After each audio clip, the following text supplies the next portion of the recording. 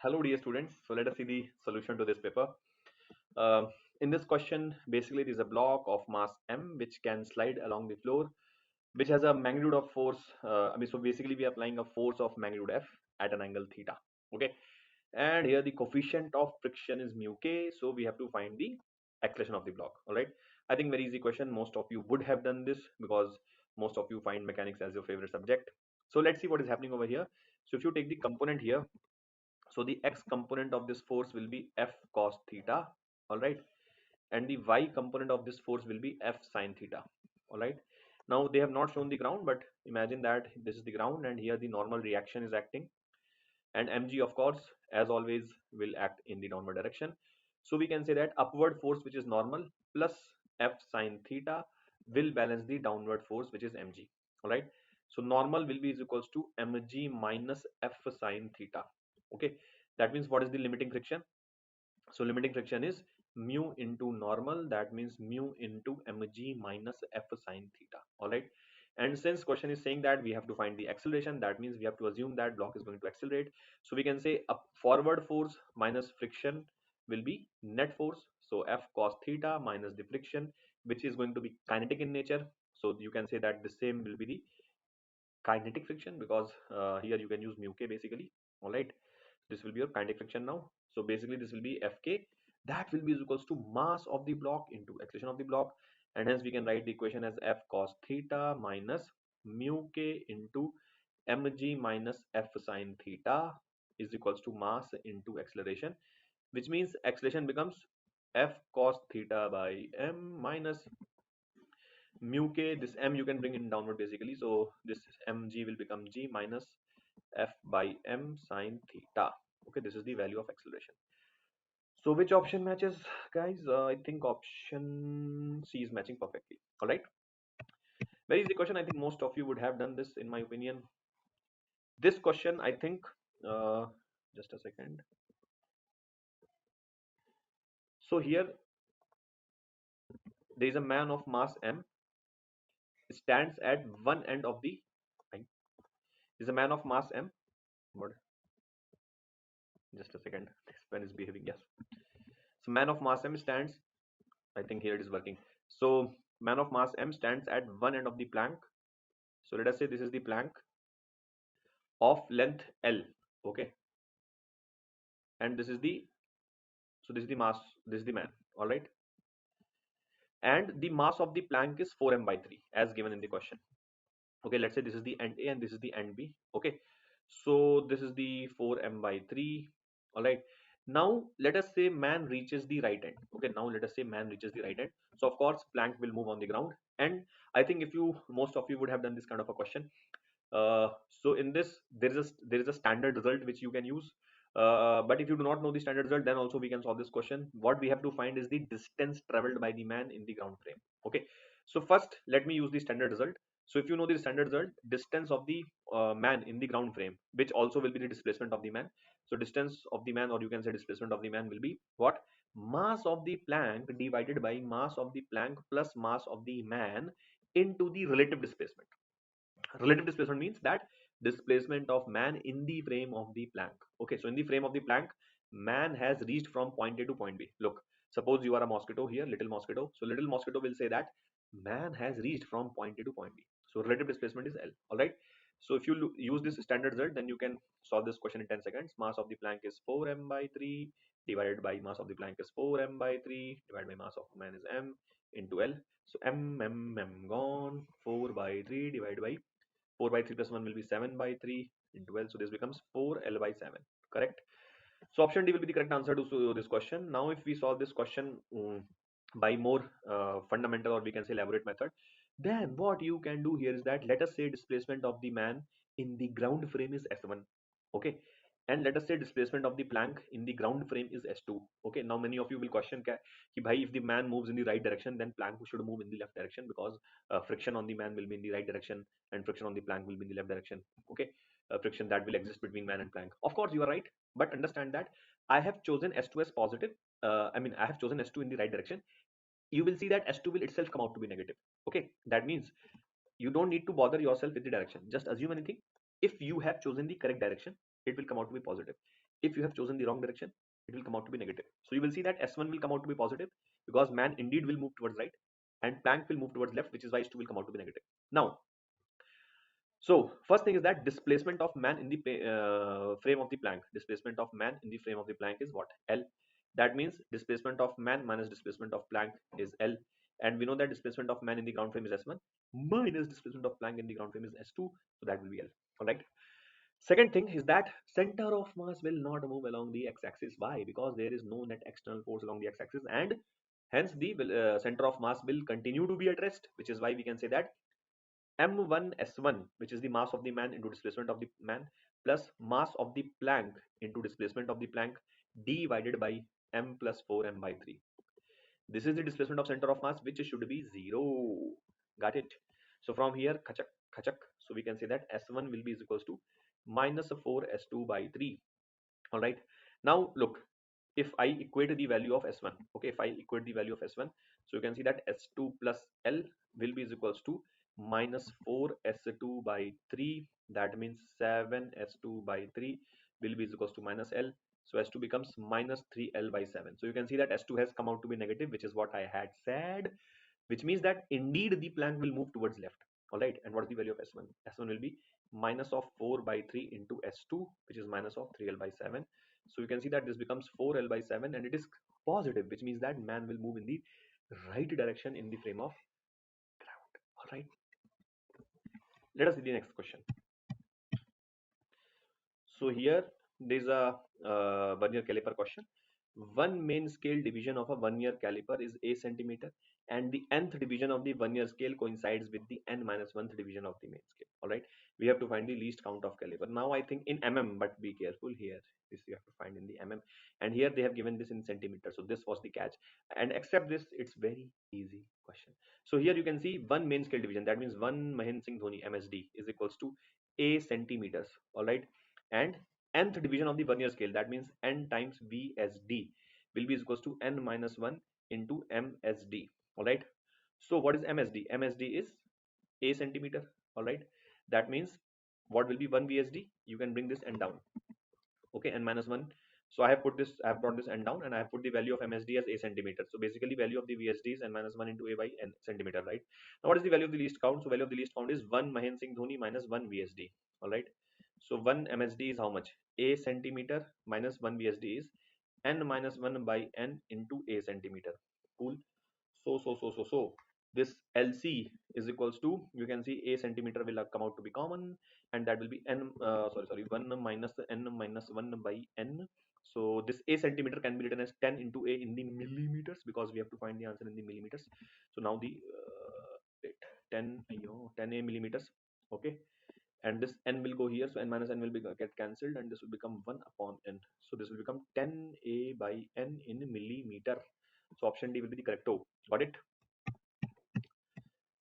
Let us see this question, guys. Here the position, velocity and acceleration of the particle moving with constant non-zero acceleration. Very easy question. The question is saying that position we have to find, velocity we have to find, and acceleration is constant but non-zero. So look, in the option, let's check the acceleration graph. So acceleration should be constant. In the option A, acceleration is constant. In the option B, acceleration is constant. In the option C, acceleration is constant. In the option D, also acceleration is constant. So very clever. Question setter is very clever. He has given the constant acceleration in all the options. Now remember, if the acceleration is constant, so we know that dv by dt is acceleration, which means the slope of velocity time graph should be constant. Okay, slope of velocity time graph should be constant.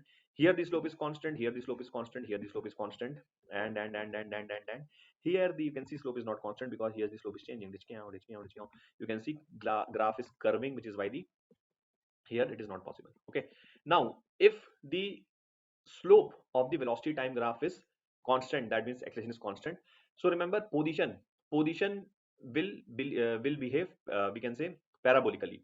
So idea here is that if you look at the option B, in the option B they have shown that xt is the slope of xt is constant. Can you see that? In the option B they have shown that slope of xt is constant. Okay, now this is not right. Why this is not right?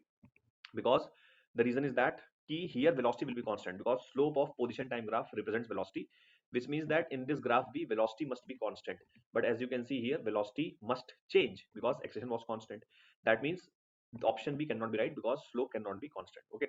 Now what is the problem in the option A? Option A is also wrong because here you can see that slope is increasing. Can you see that slope is increasing? Okay, here the slope is increasing. Okay, so here if the slope is increasing, so we can say that the velocity must increase, but here you can see velocity is decreasing. Okay, here you can see that velocity is decreasing, but as I said, here the slope must increase.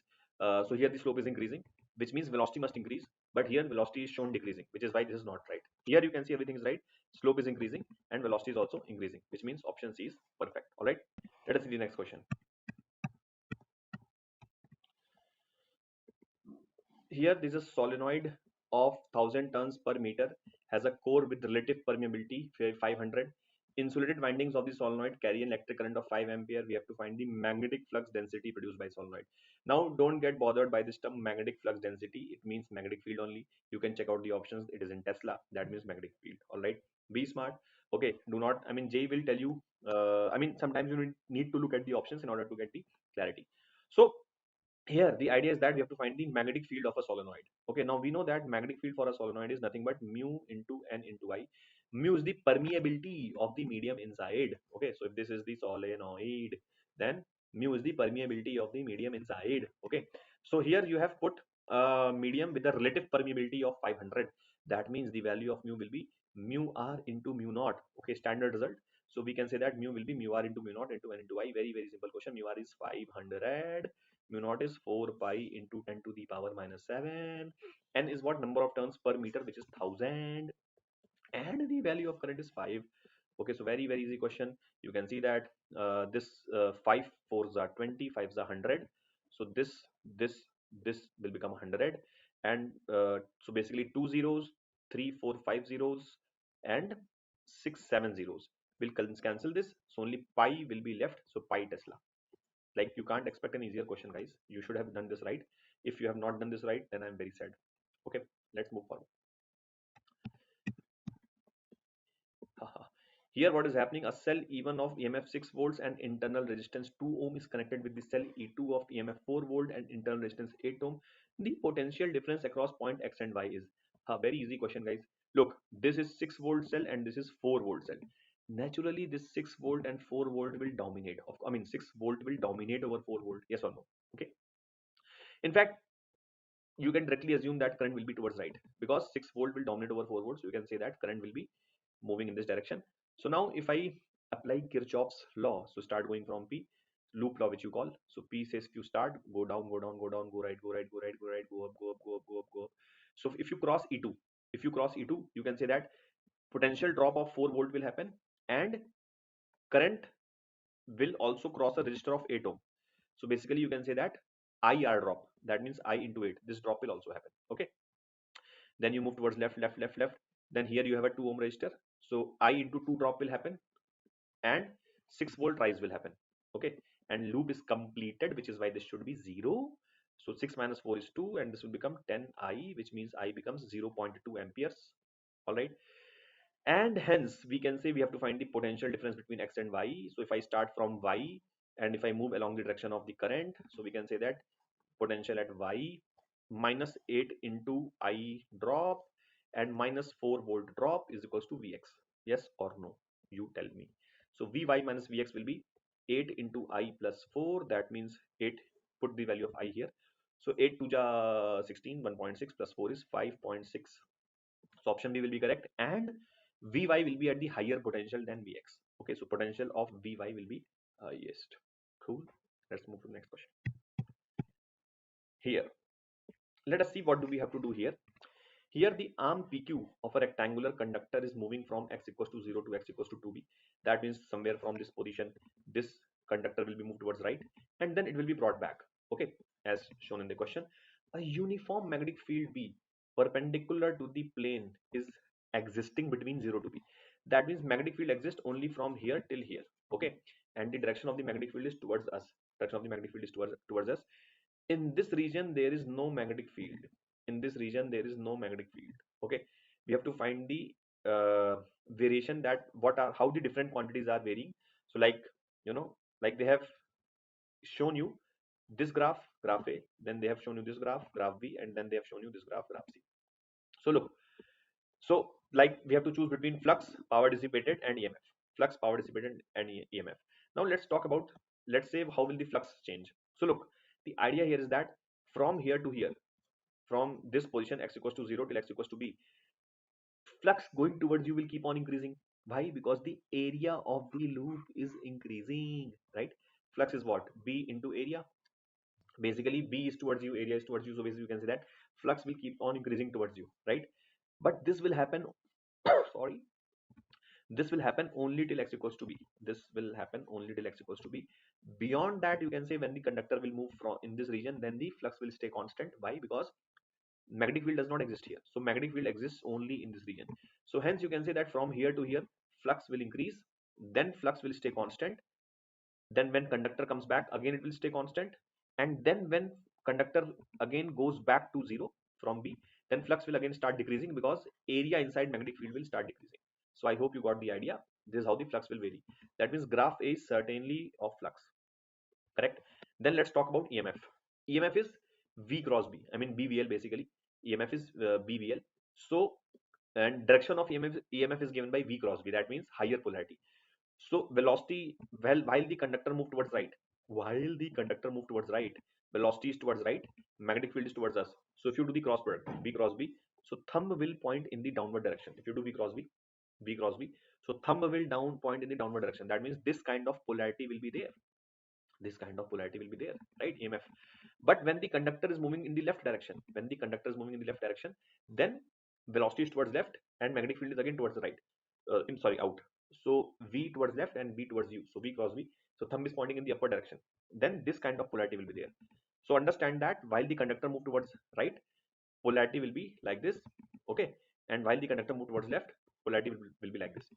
Also, this will be true for x equals to 0 to x equals to b. Why? Because magnetic field exists only in this region. Only in this region. When the conductor moves in this region, then there is no magnetic field. Then there will be no EMF. Okay. That means, what do we understand? For EMF, the graph will change its sign. Okay. Because for a half cycle it is positive, for the half cycle it is negative, and for this region it will be 0. So look, here it is 0, here it is changing the polarity, here it is negative, here it is positive. So you can assume this as negative, that means this will be positive. So basically this is the definitely the graph of EMF. All right, now power dissipated. So power is definitely V square by R. So in this region we can say that EMF is constant, V square. Let's say R is the resistance, so power will be constant here to here. From here to here EMF is 0, so power will be 0. Then again back, EMF is 0, power will be 0. And again in this side EMF will be V, magnitude wise it will be V. That means power will be again V square by R. So power will be constant from here to here, will be 0, 0, again V square by R. So this is definitely power. Gotcha. That means A is flux, B is power, C is EMF. Option A itself is correct. It is scam. I hope you would have gotcha. My bad. What have I done? Hmm? A is flux, B is EMF. So that is what I said. So A is flux, B is EMF, C is power. Okay, okay. Sorry, I think I selected wrong option. B is EMF. I said na. So this is power. Bhai, this is correct na. I said B is EMF and C is power na. So this is saying B is power.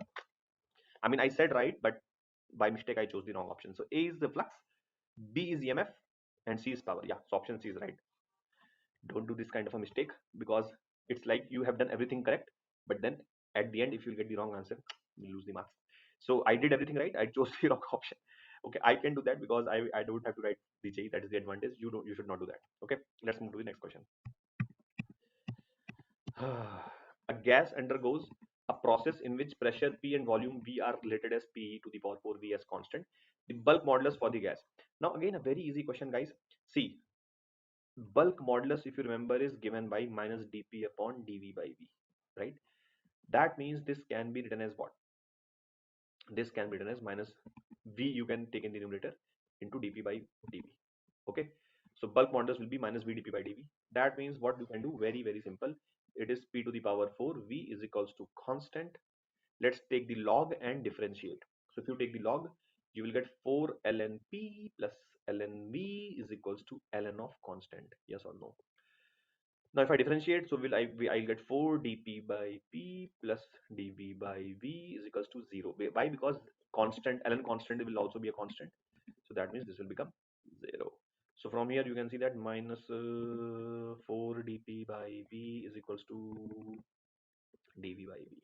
All right. So you can see that this we can take on the LHS. So minus 4v you can take in the LHS. Okay, dp also dv you can bring in the LHS, and this p you can take in the RHS. Okay, and this 4 also you can bring here. That means this is the bulk modulus. So this will become p by 4. So option C will be the correct one. I hope you have gotcha. Let us see the next question. In the next question, what happens is that we have to find the logic equivalent of this. Again, I think you should have done this. Not a very difficult question here. Look here, A input is going, here B is going. So this is a NOT gate, so it will invert it. It will become B bar. Now this is OR gate. So what does OR do? OR adds the inputs. So here you will get A plus B bar. Cool. This will be A plus B bar. And now here it is a NOT gate. So the value of C will be complement of it. That means A plus B bar whole bar. Now if I use the De Morgan's theorem here, so De Morgan's theorem says that break the line, change the sign. So this you have to break. Okay. And this plus will become dot. Okay. And this will be B bar bar. So bar bar means single, bar bar means, so this will become B. Right. So this is the value of C we are getting, A bar dot B. Now let's check the options. So look, this is A.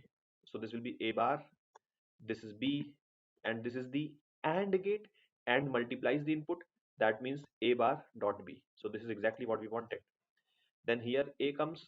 I mean, of course, option A is correct, but let's check also other options. So here A is there, here B is there. This is B bar. So this is the NAND gate. NAND gate means it will multiply and then invert. So according to this, it will be A dot B bar and whole bar. So this will become how much? If you apply the De Morgan's theorem, so if you break the line, change the sign. So A bar dot will become add, and B bar bar will become B. So we wanted A bar dot B, but we are getting A bar plus B, which is why this is wrong. Look, this is to clearly NOR gate. NOR gate means it will add. Okay, it will add, and then it will take the complement. That means it will be A bar dot B bar. Of course, we do not want this, so this is also wrong.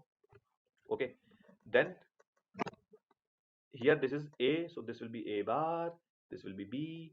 This is NAND gate. NAND gate multiplies and then takes the complement. This is A bar dot B whole bar, which of course will become, if you apply the De Morgan's theorem, break the line, change the sign. So this will become A bar bar, which will become A, and dot will become plus B bar, which again is wrong. So meaning ki option A was right. I hope you would have understood. Now the internal energy and the pressure and the volume of the gas are this. So with the gas is very easy question. Internal energy can be written as 3 PV. Okay, PV can be written as nRT using ideal gas law. Now remember that U can be written as F by 2 nRT. Okay, you can be written as F by 2 nRT, which means that uh, basically we can say ki f by 2 is equals to 3. Okay, f by 2 is equals to 3. That means f is equals to 6. Okay, that means f is equals to 6. That means if we are ignoring vibrational modes, so 6 degrees of freedom corresponds to polyatomic. Okay, polyatomic. Okay, so I hope you would have understood, and that too non-linear polyatomic. Then what happens here? Here, what is happening? There's a tunnel which is dug across the chord of the Earth at a perpendicular distance r by 2 from the Earth's center, where r is the radius of the Earth. The wall of the tunnel is frictionless. Assume that the particle is released. It will execute SHM with a time period of. I think it's a very famous question. So imagine that this is the Earth. Okay. Now imagine that this is the center of the Earth, and we have dug a tunnel here, which is at a distance of r by 2. So this distance is r by 2. Now imagine you have a lizard which you do not like, and you have released this lizard inside the tunnel. Okay, inside this tunnel.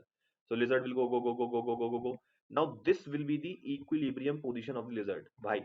Because think, this at the point O, the Earth will attract this lizard. Okay, but this force of the Earth will be balanced by the normal reaction of the wall of the tunnel. So remember, this is the tunnel. Let me draw the tunnel only. I know. Wait. I know. Wait. Basically, I have to draw a straight line. Yes. So here the lizard is there, and the wall of the tunnel will be applying. We can say.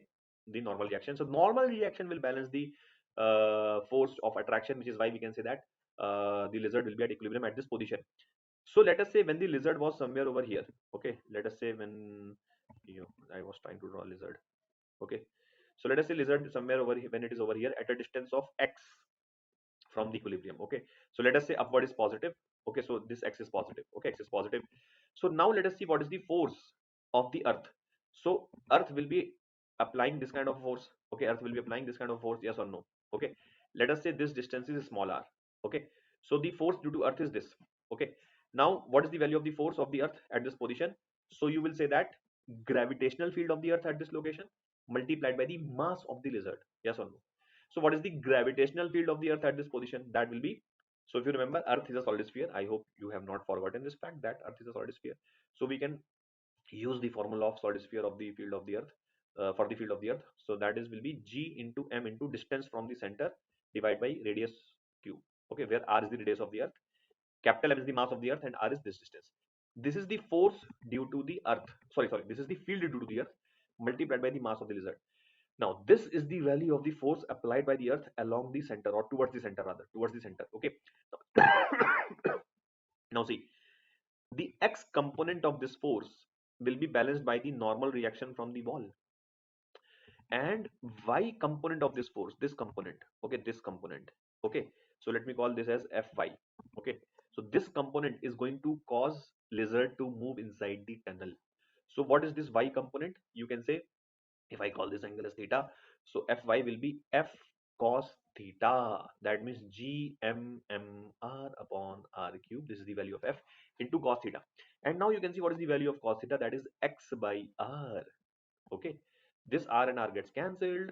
So this force you can see is in the negative y direction. We have chosen upward as positive, so you can also put minus sign here just to indicate the direction. Okay, so this becomes minus gmm by r cube into x. All right, now this force you can see is proportional to x. Here x is the displacement from the equilibrium position of the lizard, which means this becomes your force constant. Yes or no? This becomes your force constant for the SHM. And time period you know is 2 pi root of mass of the lizard divided by the force constant. Okay, that means now we can write the time period as 2 pi root of m upon g m by r cube will go in the numerator. M gets cancelled. Now you can say that gm by r square is better known as gravity of the earth, so this value will become capital R by small g. So option B will be the correct answer. If you calculate this value, this nearly comes out to be, I think, 5000 seconds. So basically nearly it will be 84 minutes, somewhat like that. All right, I hope you would have understood. Let's see the next question. This is AR type of question here. What is happening if an electric dipole of dipole moment, this is enclosed by a closed surface, then the net flux coming out of the surface will be zero. Of course, this is right, because we know that for a dipole we have a minus q and plus q kind of a charge, and if this is enclosed by a closed surface, so using the Gauss's law we can say that the net flux through a closed surface is equals to total charge within the surface divided by epsilon naught. So you can imagine that this closed surface has a total charge 0. That means flux will be 0. So A is correct. Electric dipole consists of two equal and opposite charges. This is also right. So of course, reason is perfectly explaining the assertion. So we can say that both A and R are true, and R is the correct explanation for A. All right. Let us see the next one.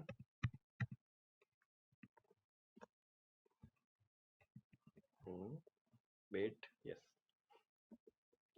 What happens to the inductive reactance and the current in a purely inductive circuit if the frequency is halved?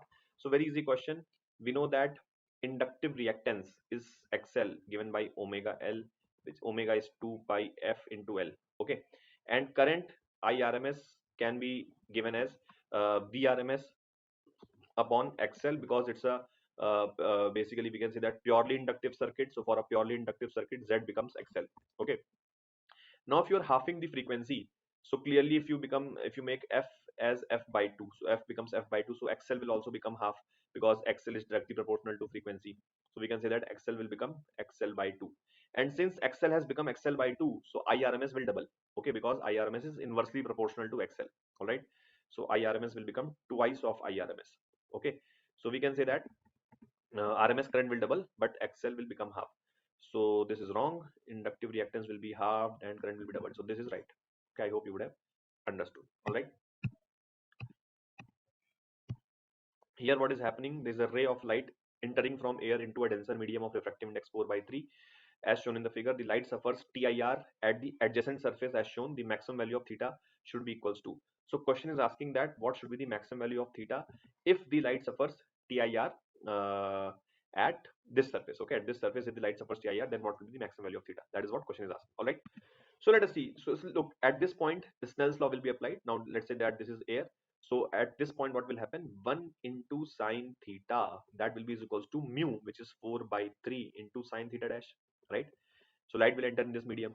Now look, theta plus theta dash clearly is how much? Theta plus theta dash is 90 degrees. Okay.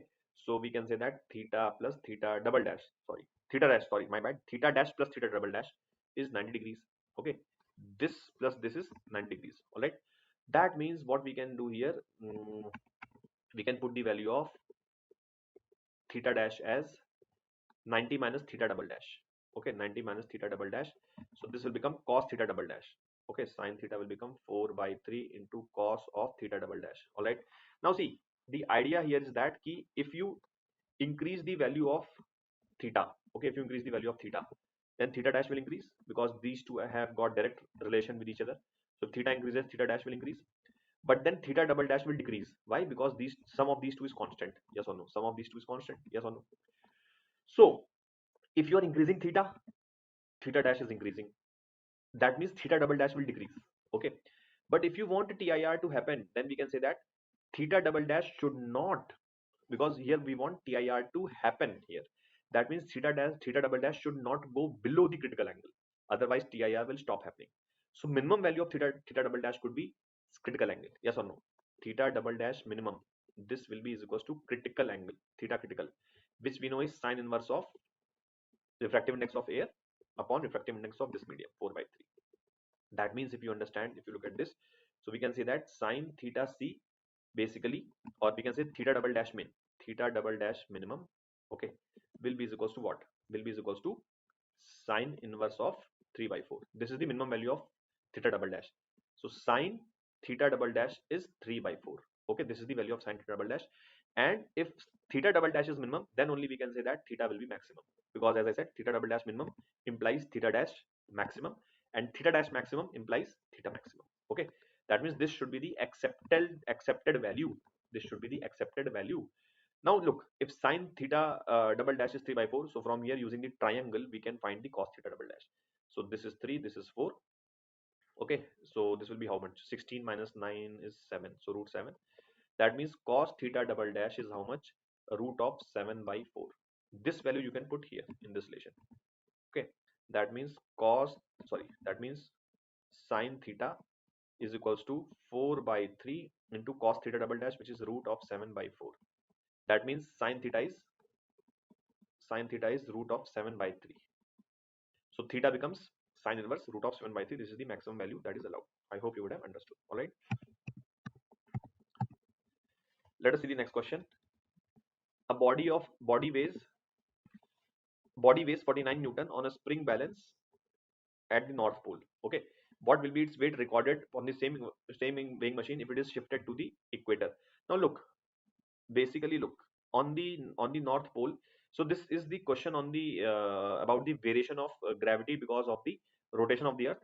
So you must remember that if this is the equator, so at a latitude phi, suppose this has a latitude phi. Okay, remember your geography classes. So let's say this is the China Wuhan from where the COVID virus came. So let's say this is the angle phi. So latitude of Wuhan is phi. So gravity at this point P, okay, gravity at the point P will be is equals to G naught. Now what is G naught? G naught is the gravity without any variation. That means, which you call 9.8 basically. Okay, so this is the gravity without any variation minus omega square r cos square phi. This is the, so gravity at the point P, if you have to take a rotation of earth into account, will vary like this. All right. I'm so sorry. Now let's choose 2 points. One is North Pole and one is equator. Any point on the equator.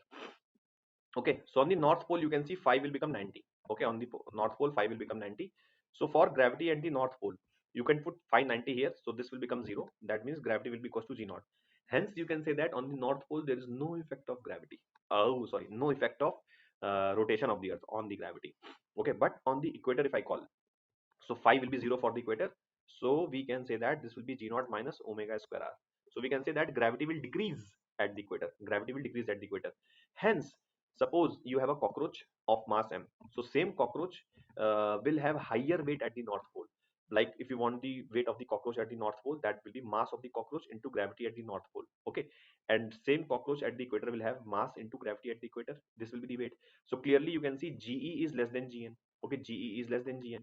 So that means weight of the cockroach will be lesser at the equator.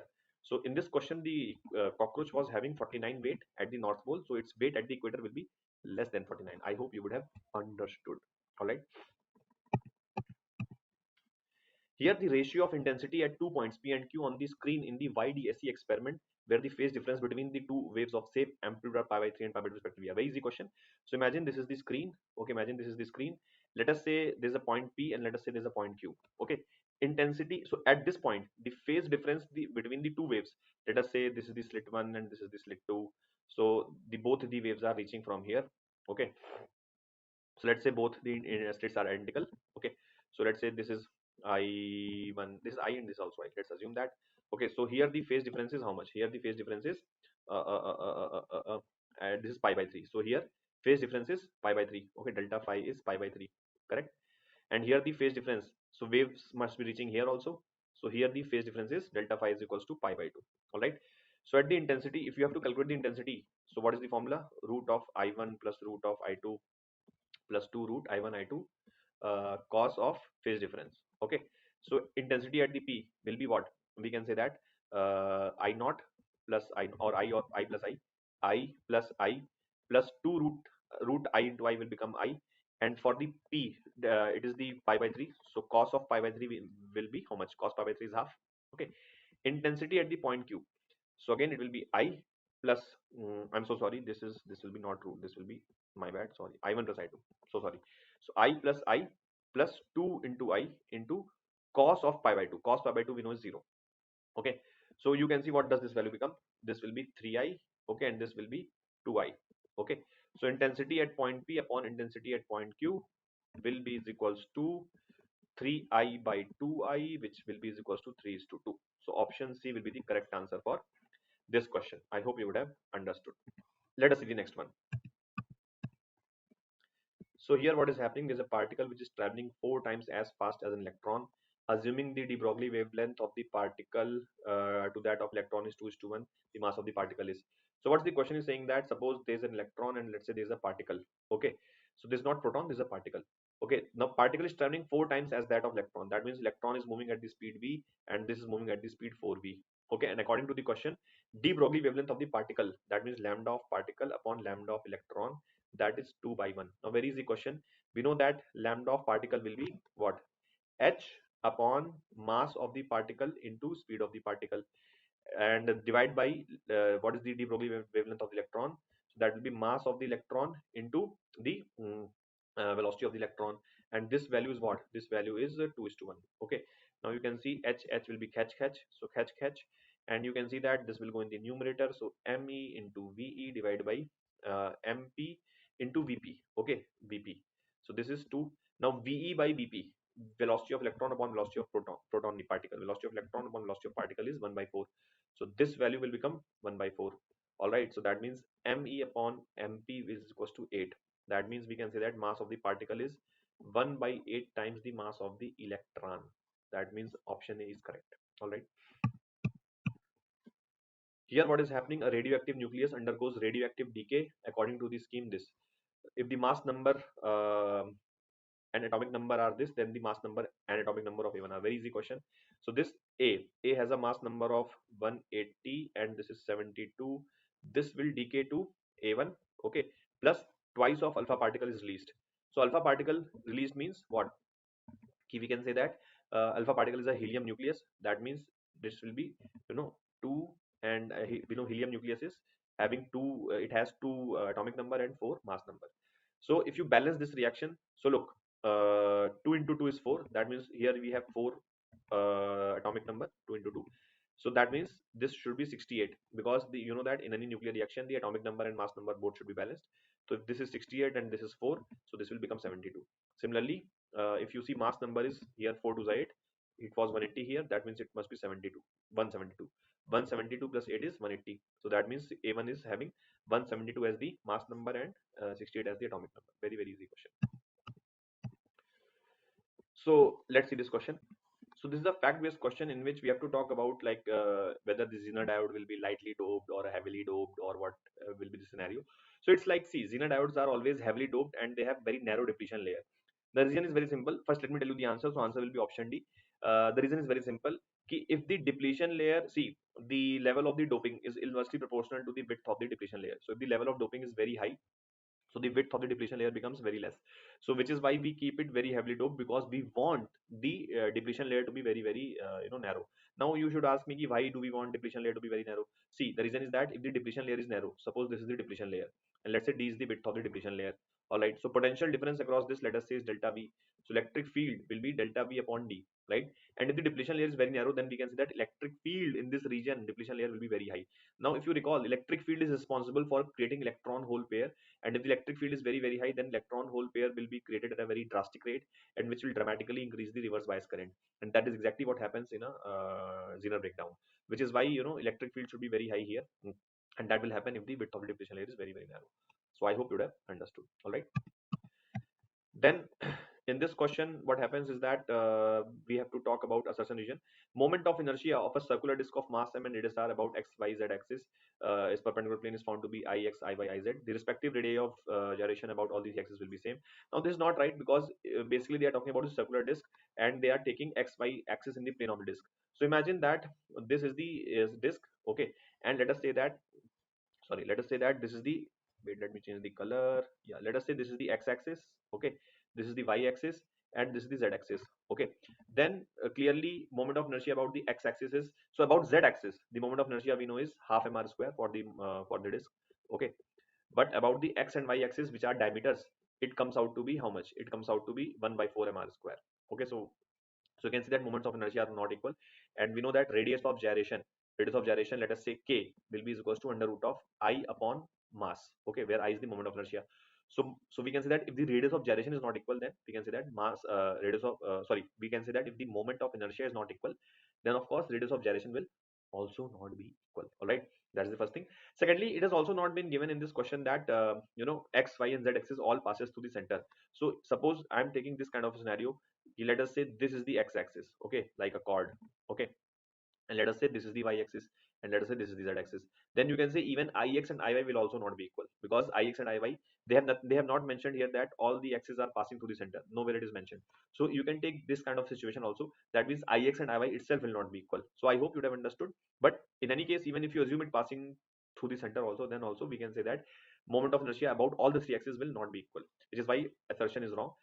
Reason is saying that rigid body making rotational motion has a fixed mass and shape. Now this is a fact. This is true for a rigid body. So we can say that A is not correct, but R will be correct. I hope you would have understood. Let us see the next question. So in the next question, what happens is that there's a particle which has been, which is a mass of 10 kg, and right now it is at point A. It has been slightly displaced to its right. It starts moving and reaches the point B, which is 5 meter above the ground, and we have to find the speed. Now you cannot expect an easier question than this, guys. Simply you can conserve the energy. So the kinetic energy at the point A, which is half MUA square, plus the potential energy at the point A, which is mg into height of A minus height of B, or simply you can write mgha. Okay, that will be equals to half into m into vb square plus mg into height at B. Now since the particle started moving at the A, so UA was 0, which is why this will be 0. Now m will be gone. Okay, gravity we can take is 10. Height of A from the ground was 10. All right, vb square by 2 will be here. G is gravity. Height of B is 5. Okay, so vb square by 2 will be how much? 100 minus 50, so that will be 50. So vb square by 2 will be 100, which means vb will be equals to what? 10 meter per second. Okay, so that means the answer will be 10. Very easy question. Here what is happening, the guitar string has a length 90 centimeter, which vibrates with a fundamental frequency of 120.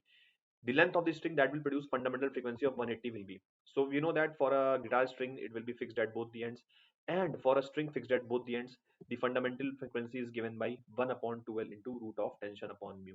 Okay, now look, when the string had a length of 90 centimeters, then the frequency was 120. That means you will write F as 120, L as 90 centimeters. Okay, tension let us say is T, mu let us say is mu. Mu is the mass per unit length, not the coefficient of friction. Okay, just kidding. I know that you guys know that mu is the mass per unit length. Now question is asking that by what should be the length of the string so that fundamental frequency becomes 180. That means F should be 180, right? At F should be 180 upon 1 into length is what we have to find, and T is same, and mu will also be same because we are using the same guitar. We don't have so much of money to buy so much like different guitars, so we can say that mu is also same. Okay, now we can just take the ratio. So if you take the ratio, so you will get 12 by 18 in the LHS. 0 0 will kill each other, 2 and 2 will kill each other, 0 0 will kill each other, and then the tension by mu will kill each other. So here in the RHS you will get L by 90.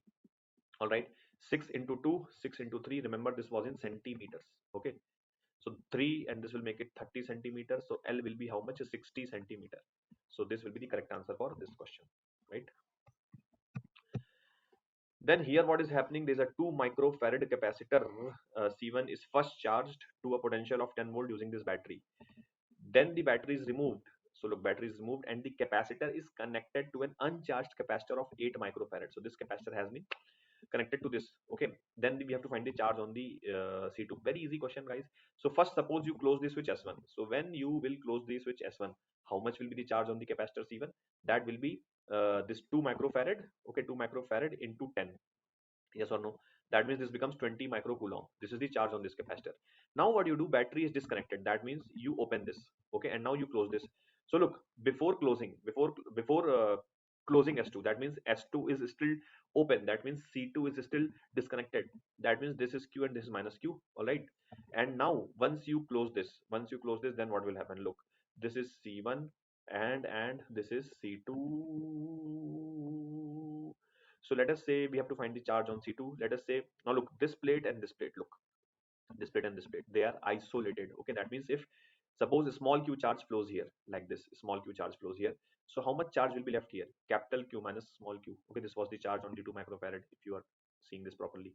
Now look, C1 and C2 have same potential difference. Yes or no? That means what is the potential difference across C1? That will be Q minus Q upon C1, and that will be equals to potential difference across C2, which will be Q by C2. Yes or no?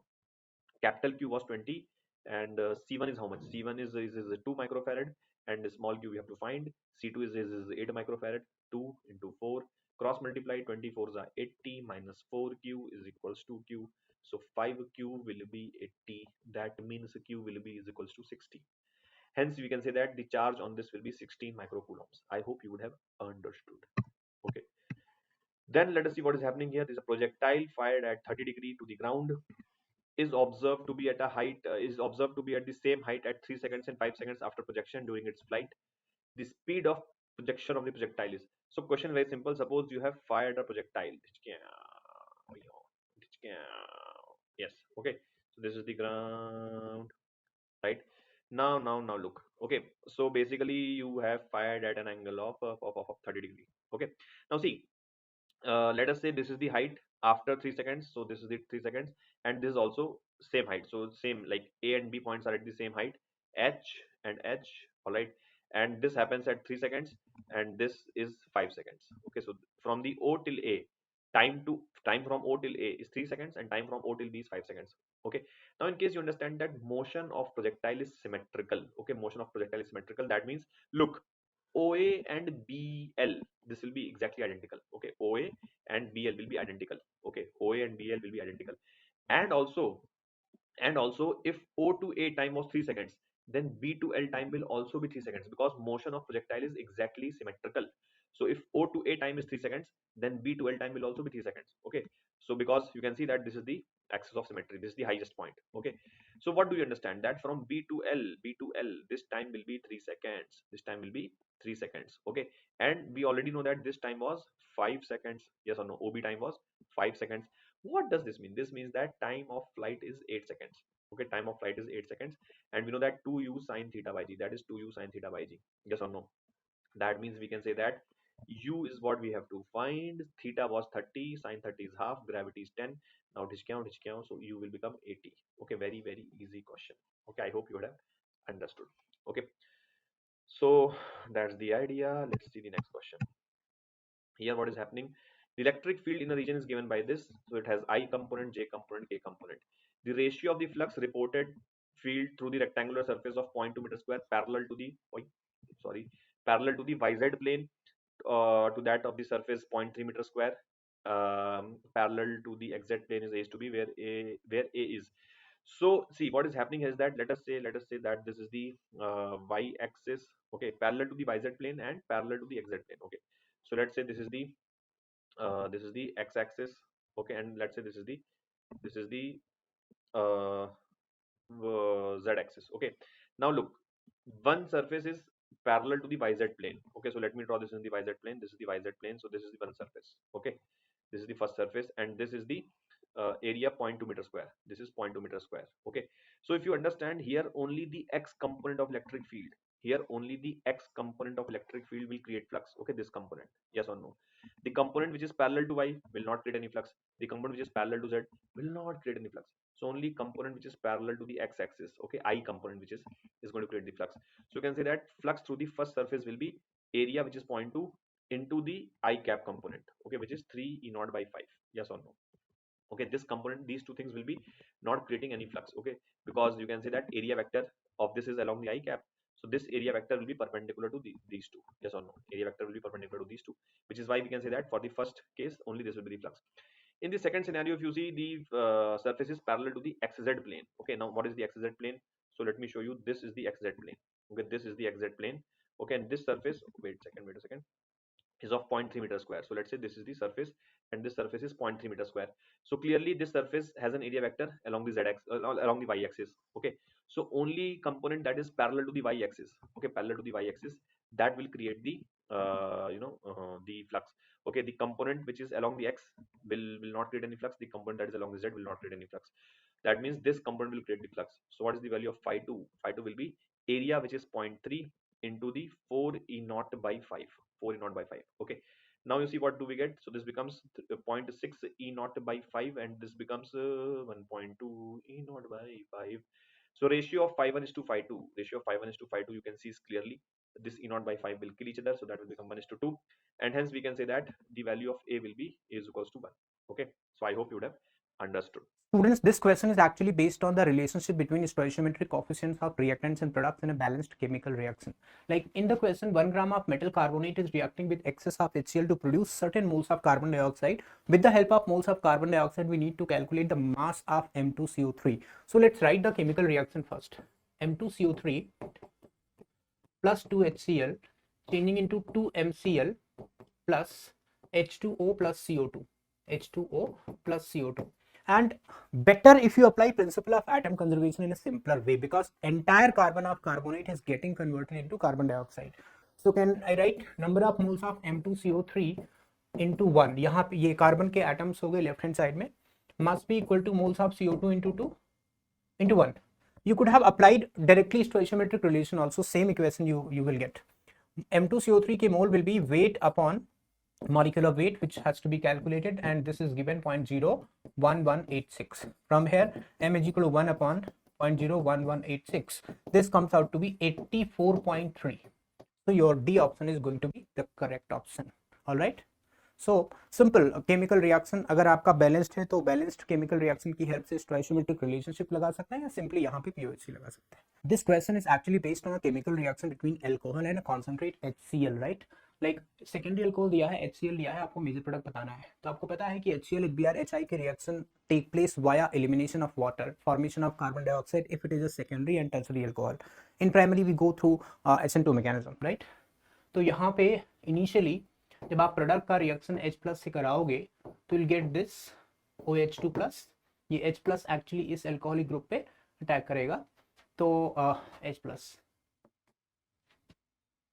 तो यहां से H2O निकालने के बाद you will get a carbonium ion, this carbonium ion, and this carbonium ion can undergo a rearrangement to get a better, more stable carbonium ion via hydride shift. So this now chloride ion will come into picture to form the final product of this reaction. All right, so this is going to be the final product of this reaction. Check which one is the answer.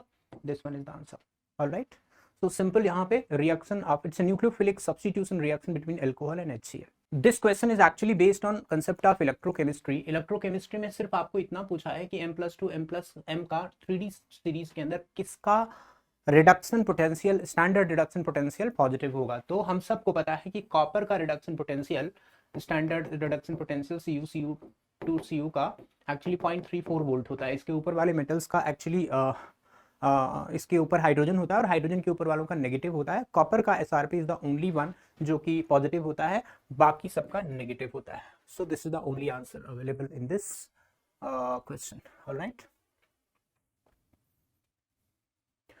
this question contain 4 reactions in which you need to find out which option will not give you acetaldehyde as a major product of the reaction, right? So start one by one. CH3CN when react with डाइबाल H, डाइबाल H एक ऐसा reagent होता है जो cyanide को CHO में convert करता है low temperature पे, एस्टर को CHO में कन्वर्ट करता है लो टेम्परेचर पे, एसाइल हैलाइड को कन्वर्ट करता है RCHO में एट लो टेम्परेचर। तो साइनाइड से यहाँ मिल जाएगा हमको CH3CHO, या ये कोई प्रॉब्लम नहीं है क्योंकि विल नॉट वाला आंसर देना है। ये वेकस प्रोसेस है, इसके अंदर भी CH3CHO बनता है। एंड देन कॉपर की प्रेजेंस में जब हीट करते हैं तो इससे भी प्राइमरी अल्कोहल RCHO देता है। This is the only one जो कार्बोक्सिलिक एसिड बना लेता है। So D is going to be your correct answer. Alright, केवल इसके अंदर कार्बोक्सिलिक एसिड बन जाता है CrO3 अगर H+ की प्रेजेंस में यूज करते हैं। एक स्ट्रॉन्ग ऑक्सीडाइजिंग एजेंट होता है, प्राइमरी अल्कोहल को ये एसिड तक ऑक्सीडाइज करता है। Okay,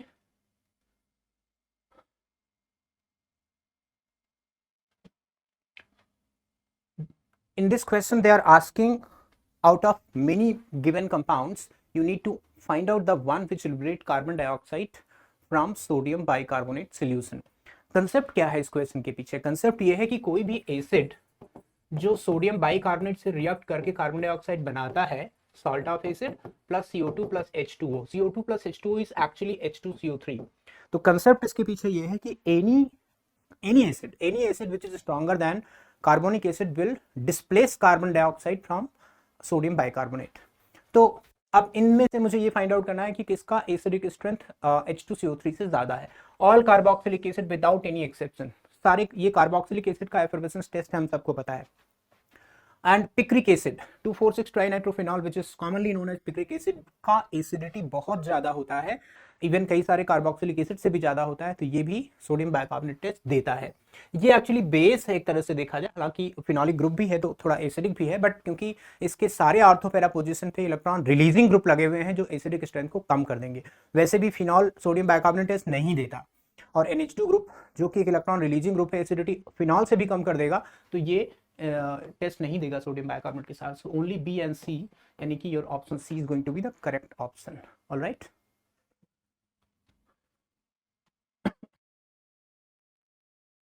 in this question reactant दिया है, प्रोडक्ट दिया है, यानी कि रिएक्टेंट का फॉर्मूला दिया है, प्रोडक्ट का फॉर्मूला दिया है, रिएजेंट दिया है। आपको फाइंड आउट करना है कि A और B क्या होंगे, मतलब उनका नेचर क्या है, वो कौन से कंपाउंड है। उसके हेल्प के लिए दिया है कि जो आपका कंपाउंड B है ये हाइड्रोक्सिल अमीन से रिएक्ट करता है बट टॉलेंस टेस्ट नहीं देता है। हाइड्रोक्सिल अमीन से रिएक्ट करता है, इसका मतलब ये एल्डिहाइड या कीटोन हो सकता है। टॉलेंस टेस्ट नहीं देता है, इसका मतलब ये एल्डिहाइड नहीं है। ऑलराइट, तो एल्डिहाइड नहीं है तो कीटोन है एज पर फार्मूला, है ना। अब ये कीटोन किससे बना है? क्लोरीन के डिस्प्लेसमेंट से बना है, क्लोरीन के डिस्प्लेसमेंट से बना है कीटोन। तो इसका मतलब ये हुआ कि एक बात तो तय हो गई कि दोनों क्लोरीन एटम एक ही कार्बन पे लगे हैं, और वो कार्बन टर्मिनल नहीं हो सकता, क्योंकि अगर टर्मिनल होगा तो उस केस में आपको CHO ग्रुप मिल जाएगा, 2 OH आकर के एक वाटर निकल के CHO बन जाएगा, और CHO फिर टॉलेंस टेस्ट दे देगा।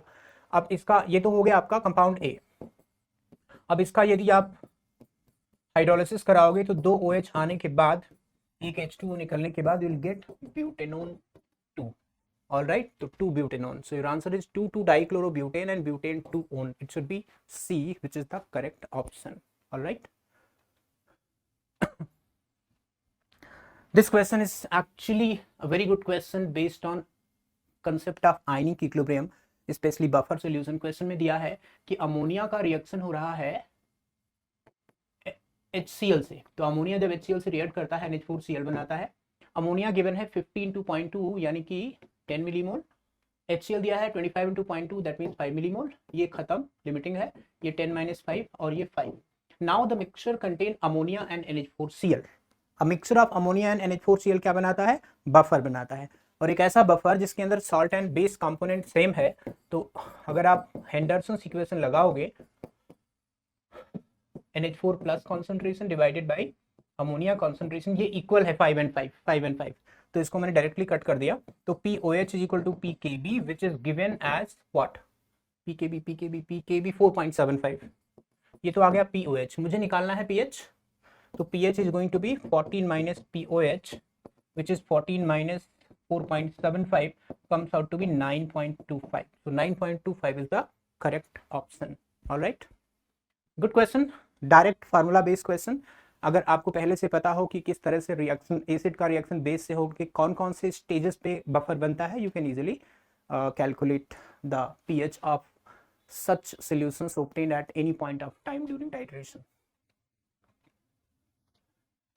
This question is basically question based on qualitative analysis. Qualitative analysis या salt analysis कह लो. There are certain number of ions present in a solution and हर एक के बारे में कुछ ना कुछ बताया हुआ है. Mixture contain two white substances, okay, dissolved in water and passing chlorine gas through the solution. A deep brown color is developed. Let's go through options. Options में ऑलमोस्ट सभी ऑप्शन में एक जैसे एनायन दिए हुए हैं, एनायन कैटायन, एक आदमी थोड़ा बहुत चेंज है. A solution of BaCl2 gives a white PPT. This indicate presence of sulfate ion. एक आइडेंटिफाई हो गया, क्योंकि सल्फेट के अलावा और कोई ऐसा आयन मुझे किसी भी ऑप्शन में नजर नहीं आ रहा है जो व्हाइट पीपीटी बनाता. Alright. Addition of large amount of NaOH to the original solution gives a white PPT whose suspension is water is known as antacid. Magnesium hydroxide है. आपको पता है कि मैग्नीशियम हाइड्रोक्साइड एक एंटासिड की तरह काम करता है, एसिडिटी भगाने के काम आता है. यानी एक हो गया magnesium ion. Suspension in water is used to the antacid. Mixture gives lilac color in oxidizing flame, जो इंडिकेट करता है पोटेशियम आयन को. तो तीन आयन हमने आइडेंटिफाई कर लिया. चौथा जो आयन है वो क्लोरीन वाटर टेस्ट बता रहा है. क्लोरीन वाटर टेस्ट में जब आप डीप ब्राउन कलर आता है तो बेसिकली ये Br माइनस का क्लोरीन से ऑक्सीडेशन हो जाता है Br2, जो कि डिजॉल्व फॉर्म में ब्राउन कलर देता है. ऑलराइट. तो लास्ट आयन हो गया Br minus. So your answer is a. Okay, simple. अगर आपको बेसिक चीजें आयंस के एनालिसिस के बारे में पता है, you can always solve such questions very easy. This question based on property of complexes coordination compound chapter का क्वेश्चन है. क्वेश्चन के अंदर चार कॉम्प्लेक्सेस दिए हुए हैं, आपको बताना है कौन सा ऑक्टाहेड्रल है, डायमैग्नेटिक है एंड मोस्ट स्टेबल है. तो आप अगर इनका कोऑर्डिनेशन नंबर देखो 6 है, 6 है, 6 है, 6 है, इसका मतलब सारे के सारे ऑक्टाहेड्रल है. राइट. अब डायमैग्नेटिक एंड मोस्ट स्टेबल की बात करें तो ठीक है, देखो डायमैग्नेटिक तो मैं बाद में चेक कर लूंगा, लेकिन हाँ डायमैग्नेटिक मोस्ट स्टेबल दोनों चेक करना पड़ेगा आपको. डायमैग्नेटिक का मतलब सारे इलेक्ट्रॉन पेयर्ड हों. कोबाल्ट 2 जो होता है उसके अंदर एक अनपेयर्ड इलेक्ट्रॉन होता है. कोबाल्ट 2 D7, तो कुछ भी कर लो आप, एक अनपेयर्ड इलेक्ट्रॉन तो रहेगा ही रहेगा. तो ये नहीं हो सकता आंसर. निकल होता है 28, अमोनिया है, और 28 का मतलब ये हो गया D3. निकल +2 में अगेन यहाँ भी एक इलेक्ट्रॉन पड़ेगा, तो ये भी आपका पैरामैग्नेटिक हो गया. कोबाल्ट यहाँ पे +3 फॉर्म में है और यहाँ पे भी +3 फॉर्म में है. कोबाल्ट +3 अगर स्ट्रॉन्ग फील्ड लिगेंड के अंदर ऑक्टाहेड्रल कॉम्प्लेक्स बनाता है तो सारे इलेक्ट्रॉन पेयर्ड रहते हैं. तो ये तो रहेगा पैरामैग्नेटिक, क्योंकि इसमें क्लोराइड आयन है जो कि वीक फील्ड लिगेंड है. ये साइनाइड है जो कि स्ट्रॉन्ग फील्ड लिगेंड है, सारे 6 के 6 इलेक्ट्रॉन को पेयर्ड कर देगा और ये डायमैग्नेटिक हो जाएगा. एंड एक और अच्छी बात यह है कि being strong field ligand cyanide, it always forms a very stable complex. तो सारी चीजें इसी ऑप्शन को इंडिकेट करती है. ये मोस्ट स्टेबल कॉम्प्लेक्स हो गया. Alright. This question is actually based on the property of protein, secondary and tertiary structure of protein. बोला है कि कौन से स्टेबलाइज नहीं करते हैं, कौन सा ऑप्शन या कौन सा लिंकेज सेकेंडरी टर्सरी स्ट्रक्चर को स्टेबलाइज नहीं करता है. तो पहली बात तो ये है कि देखते ही आपको आंसर मिल जाएगा, क्योंकि ऑक्सीजन ऑक्सीजन यानी परऑक्सी लिंकेज होता ही नहीं है सेकेंडरी टर्सरी स्ट्रक्चर के अंदर. तो परऑक्सी स्ट्रक्चर होता ही नहीं है, तो फिर आपका ऑप्शन ए सीधे हो गया आंसर. अब एसएस लिंकेज है, ये सिस्टीन रेजिड्यू को स्टेबलाइज करता है. Basically van der Waals force non polar portion जो होता है आपका न्यूक्लिक एसिड का, उसको स्टेबलाइज करता है. एंड जो हाइड्रोजन बॉन्डिंग होती है, ये बेसिकली जो alpha helical and beta sheet structure होते हैं उनको स्टेबलाइज करता है. तो ये तीनों तो आंसर नहीं होंगे, क्योंकि ये तीनों स्ट्रक्चर को स्टेबलाइज करते हैं. तो O linkage is the only linkage जो स्ट्रक्चर की स्टेबिलिटी में कोई हेल्प नहीं करता है. ऑलराइट.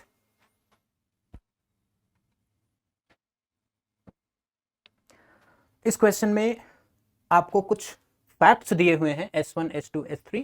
आपको आइडेंटिफाई करना है कि कौन सा फैक्ट सही है. एंड ये सारे के सारे based on either redox reaction और कैलकुलेशन ऑफ इक्विवेलेंट वेट और एन फैक्टर। पहला स्टेटमेंट है आपका reaction of H2O2 giving H2O plus O2 is not an example of redox, it is an example of redox reaction, इसलिए दो option तो पहले ही cut गए, ठीक है। Equivalent weight of ferrous oxalate acidic medium is molar mass divided by 3। Ferrous oxalate actually होता है FeC2O4 और ये जब ऑक्सीडाइज होगा Fe3 प्लस 2CO2 में कन्वर्ट होगा, आयरन प्लस 2 से प्लस 3 में जा रहा है तो एक इलेक्ट्रॉन निकला। ऑक्सलेट 2 कार्बन पे प्लस 6 कंटेन करता है, यहाँ पे 2 कार्बन पे प्लस 8 हो जाएगा तो 2 इलेक्ट्रॉन और निकल गए, टोटल 2 इलेक्ट्रॉन यहां से और 1 इलेक्ट्रॉन आयरन से, 3 इलेक्ट्रॉन पर मोल निकला, एन फैक्टर इसका 3 हुआ। तो इसका जो इक्विवेलेंट वेट होगा वो मॉलिक्यूलर वेट बाय 3 होगा। तो ये एक्चुअली करेक्ट स्टेटमेंट है, तो अपना आंसर तो आ गया। अब एक बार S3 और पढ़ लेते हैं। The equivalent mass of a substance can be calculated without considering the reaction. Equivalent weight actually reaction की प्रॉपर्टी है, जब तक आपको रिएक्शन नहीं पता है तब तक आप इक्विवेलेंट वेट निकाल ही नहीं सकते। एक ही कंपाउंड का अलग अलग रोल हो सकता है अलग अलग रिएक्शन में। A compound can act as an acid और बेस और oxidising agent in different reaction. Even एक ही कंपाउंड अलग अलग मीडियम में जब भी ऑक्सीडाइजिंग और रिड्यूसिंग एजेंट की तरह काम करता है तो अलग अलग वहां पे इक्विवेलेंट वेट आता है, तो इट इज अ प्रॉपर्टी। तो ये स्टेटमेंट गलत हो गया, so B is going to be the correct answer. FTF, false true false.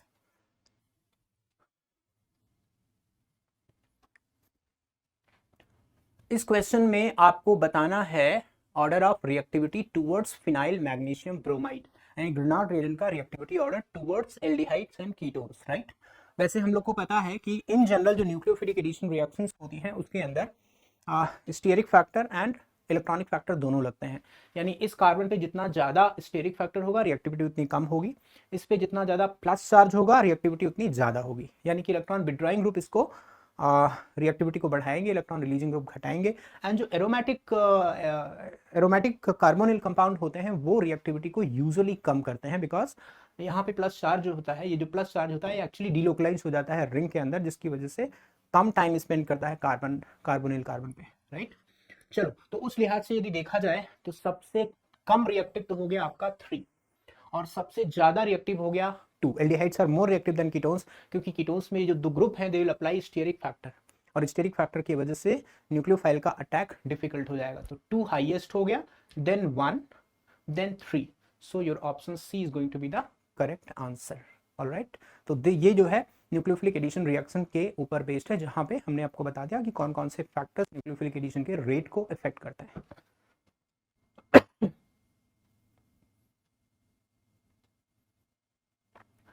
ये क्वेश्चन एक्चुअली वैलेंस इलेक्ट्रॉन पे रिपल्सन थियरी या यूं कह लो कि कोवेलेंट बॉन्डिंग पे बेस्ड है। यहाँ पे बताना है कि कौन से स्पीसीज के अंदर अनइक्वल बॉन्ड लेंथ है, या बॉन्ड पैरामीटर भी कह सकते हैं। XgF4, SiF4, SF4 and BF4 minus. आपको बताना है अनइक्वल बॉन्ड लेंथ किस में है। देखो, XgF4 का जो स्ट्रक्चर होता है वो आपका स्क्वायर प्लेनर होता है, राइट, कुछ इस तरह से। तो यहाँ पे बॉन्ड लेंथ तो बराबर होगा, एक जैसे बॉन्ड है, सारे आइडेंटिकल है। SiF4 टेट्राहेड्रल होता है, तो यहां भी सिमेट्री है, सारे बॉन्ड एक जैसे हैं। SF4 एक्चुअली sp3 डिहाइब्रिडाइजेशन होता है, जो कि TBP होता है। और ट्राइगोनल बाइपिरामिडल में इसमें एक लोन पेयर भी है सल्फर पे, तो लोन पेयर हम इक्वेटोरियल प्लेन में रख देंगे जैसा कि रूल है, और फ्लोरीन हम यहाँ पे रख देंगे। एंड ये जो बॉन्ड है ये basically actually PZ DZ square orbital से ओवरलैप होकर बनते हैं। आपको पता है कि in general trigonal bipyramidal structure के अंदर जो एक्सियल बॉन्ड होते हैं वो बड़े होते हैं, इक्वेटोरियल बॉन्ड छोटे होते हैं। तो ये वाला CF बॉन्ड अगर मैं इसका बॉन्ड लेंथ x मान लूं, इसका y मान लूं, तो x is greater than y, ठीक है। तो इन जनरल ये रूल रहता है कि इक्वेटोरियल और एक्सियल बॉन्ड आइडेंटिकल साइज के नहीं होते हैं, accept in case of PF5 जहां पे इक्वेटोरियल और एक्सियल बॉन्ड इंटरचेंज करते रहते हैं, तो वो ऑलमोस्ट इक्वल लेंथ के होते हैं। तो यहाँ पे अनइक्वल बॉन्ड लेंथ होगी। BF4 माइनस भी एक टेट्राहेड्रल सिमेट्रिकल स्ट्रक्चर है, तो यहाँ भी बॉन्ड लेंथ बराबर होगी। ऑलराइट,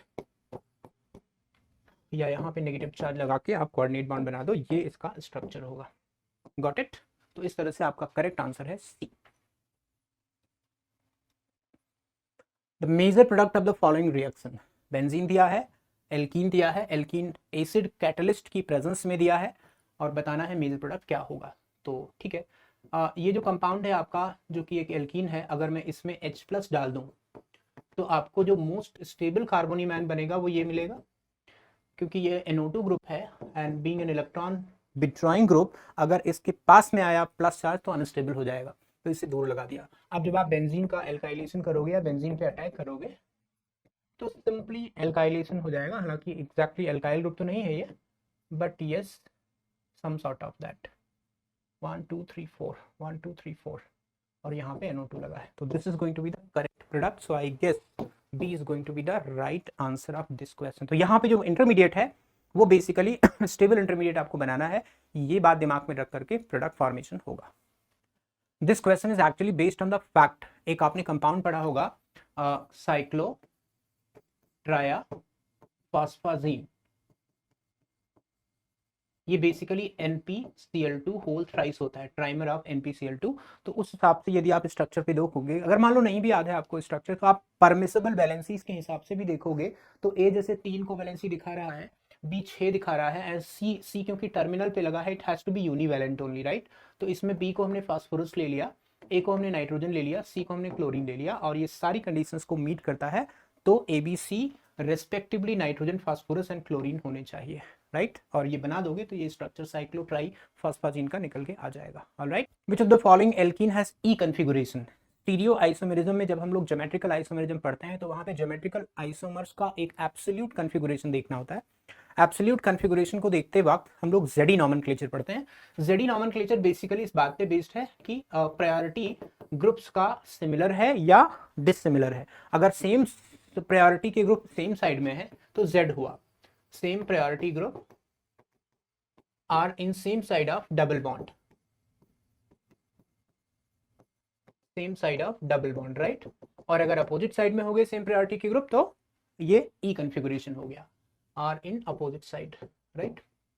ठीक है, तो अब आपको चेक करना है कि ई कॉन्फ़िगरेशन किस में है, दैट मींस हमें सभी का चेक करना पड़ेगा ये कि किस में अपोजिट साइड में है सेम प्रायोरिटी के ग्रुप। चलिए एक एक करके चेक करते हैं। तो जैसे ये Cl है, ये 1 प्रायोरिटी हुआ, ये 2 प्रायोरिटी हुआ, और इधर दोनों सेम ग्रुप लगे हुए हैं, तो यहाँ तो जेडी नॉमेनक्लेचर एग्जिस्ट ही नहीं करेगा। और ये बहुत क्लियरली दिख रहा है ब्रोमीन ब्रोमीन अपोजिट है, यानी कि एक तो सेकंड हो गया, सेकंड हो गया तो दो ऑप्शन, इनफैक्ट एक ही ऑप्शन कटा, कोई बात नहीं। अगला है आपका ये कंपाउंड, इसमें देखो ये 1 प्रायोरिटी हुआ, ऑलराइट, नहीं ये 1 प्रायोरिटी नहीं हुआ क्योंकि इधर आयोडीन लगा हुआ है, ठीक है। तो आयोडीन लगा हुआ है तो ये 1 प्रायोरिटी हो गया, और इधर नाइट्रोजन लगा हुआ है तो ये 1 प्रायोरिटी हो गया, ये भी अपोजिट में पढ़ रहे हैं, तो 2 और 3 तो हो गया, यानी आंसर मेरा आ गया। 4 में जाओगे, अगेन इजेड नॉमेनक्लेचर काम नहीं करेगा क्योंकि जो डबल बॉन्डेड कार्बन है उससे सिमिलर ग्रुप लगे हुए हैं, तो यहाँ ज्योमेट्रिकल आइसोमेरिज्म है ही नहीं। Okay, so your most appropriate option 2 और 3 ये ई कॉन्फ़िगरेशन शो कर रहे हैं। ऑलराइट, इस क्वेश्चन में एक सीक्वेंस ऑफ रिएक्शन दी हुई है और आपको बताना है कि कौन सा करेक्ट सेट ऑफ रिएजेंट या सीक्वेंस ऑफ रिएजेंट है जो नाइट्रोबेंजीन को मेटा डाइब्रोमोबेंजीन में कन्वर्ट करता है। ठीक है, चलिए चेक करते हैं। पहला देखिए, अगर आपने NO2 का NaNO2 से रिएक्शन करवा दिया, NaNO2 HCl से कुछ रिएक्शन नहीं होगा, ये तो वैसे ही गलत हो गया। अगर आपने ब्रोमिनेशन करा दिया, बी चेक कर रहा हूं, तो मेटा पे ब्रोमीन आ जाएगा, यहाँ मेटा पे ब्रोमीन आ जाएगा। उसके बाद टिन HCl से NH2 बन जाएगा, उसके बाद NaNO2 HCl से जो NH2 है वो N2 प्लस में कन्वर्ट हो जाएगा, एंड देन CuBr HBr से N2 प्लस की जगह Br आ जाएगा। तो ये बिल्कुल परफेक्ट है।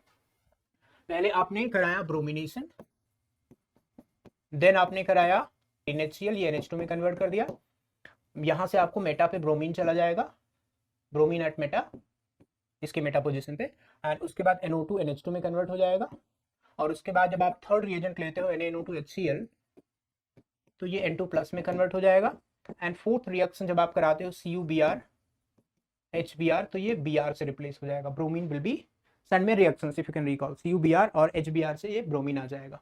ठीक है, तो मेटा ब्रोमो बनाने का ये बिल्कुल परफेक्ट तरीका है। सी आप चाहो तो एक बार चेक कर सकते हो, HNCl से रिएक्शन कराने पर NH2 आएगा, आगे KBr से कोई रिएक्शन नहीं होगी। KBr contain Br minus NH2 containing benzene ring पे अटैक करेगा ही नहीं।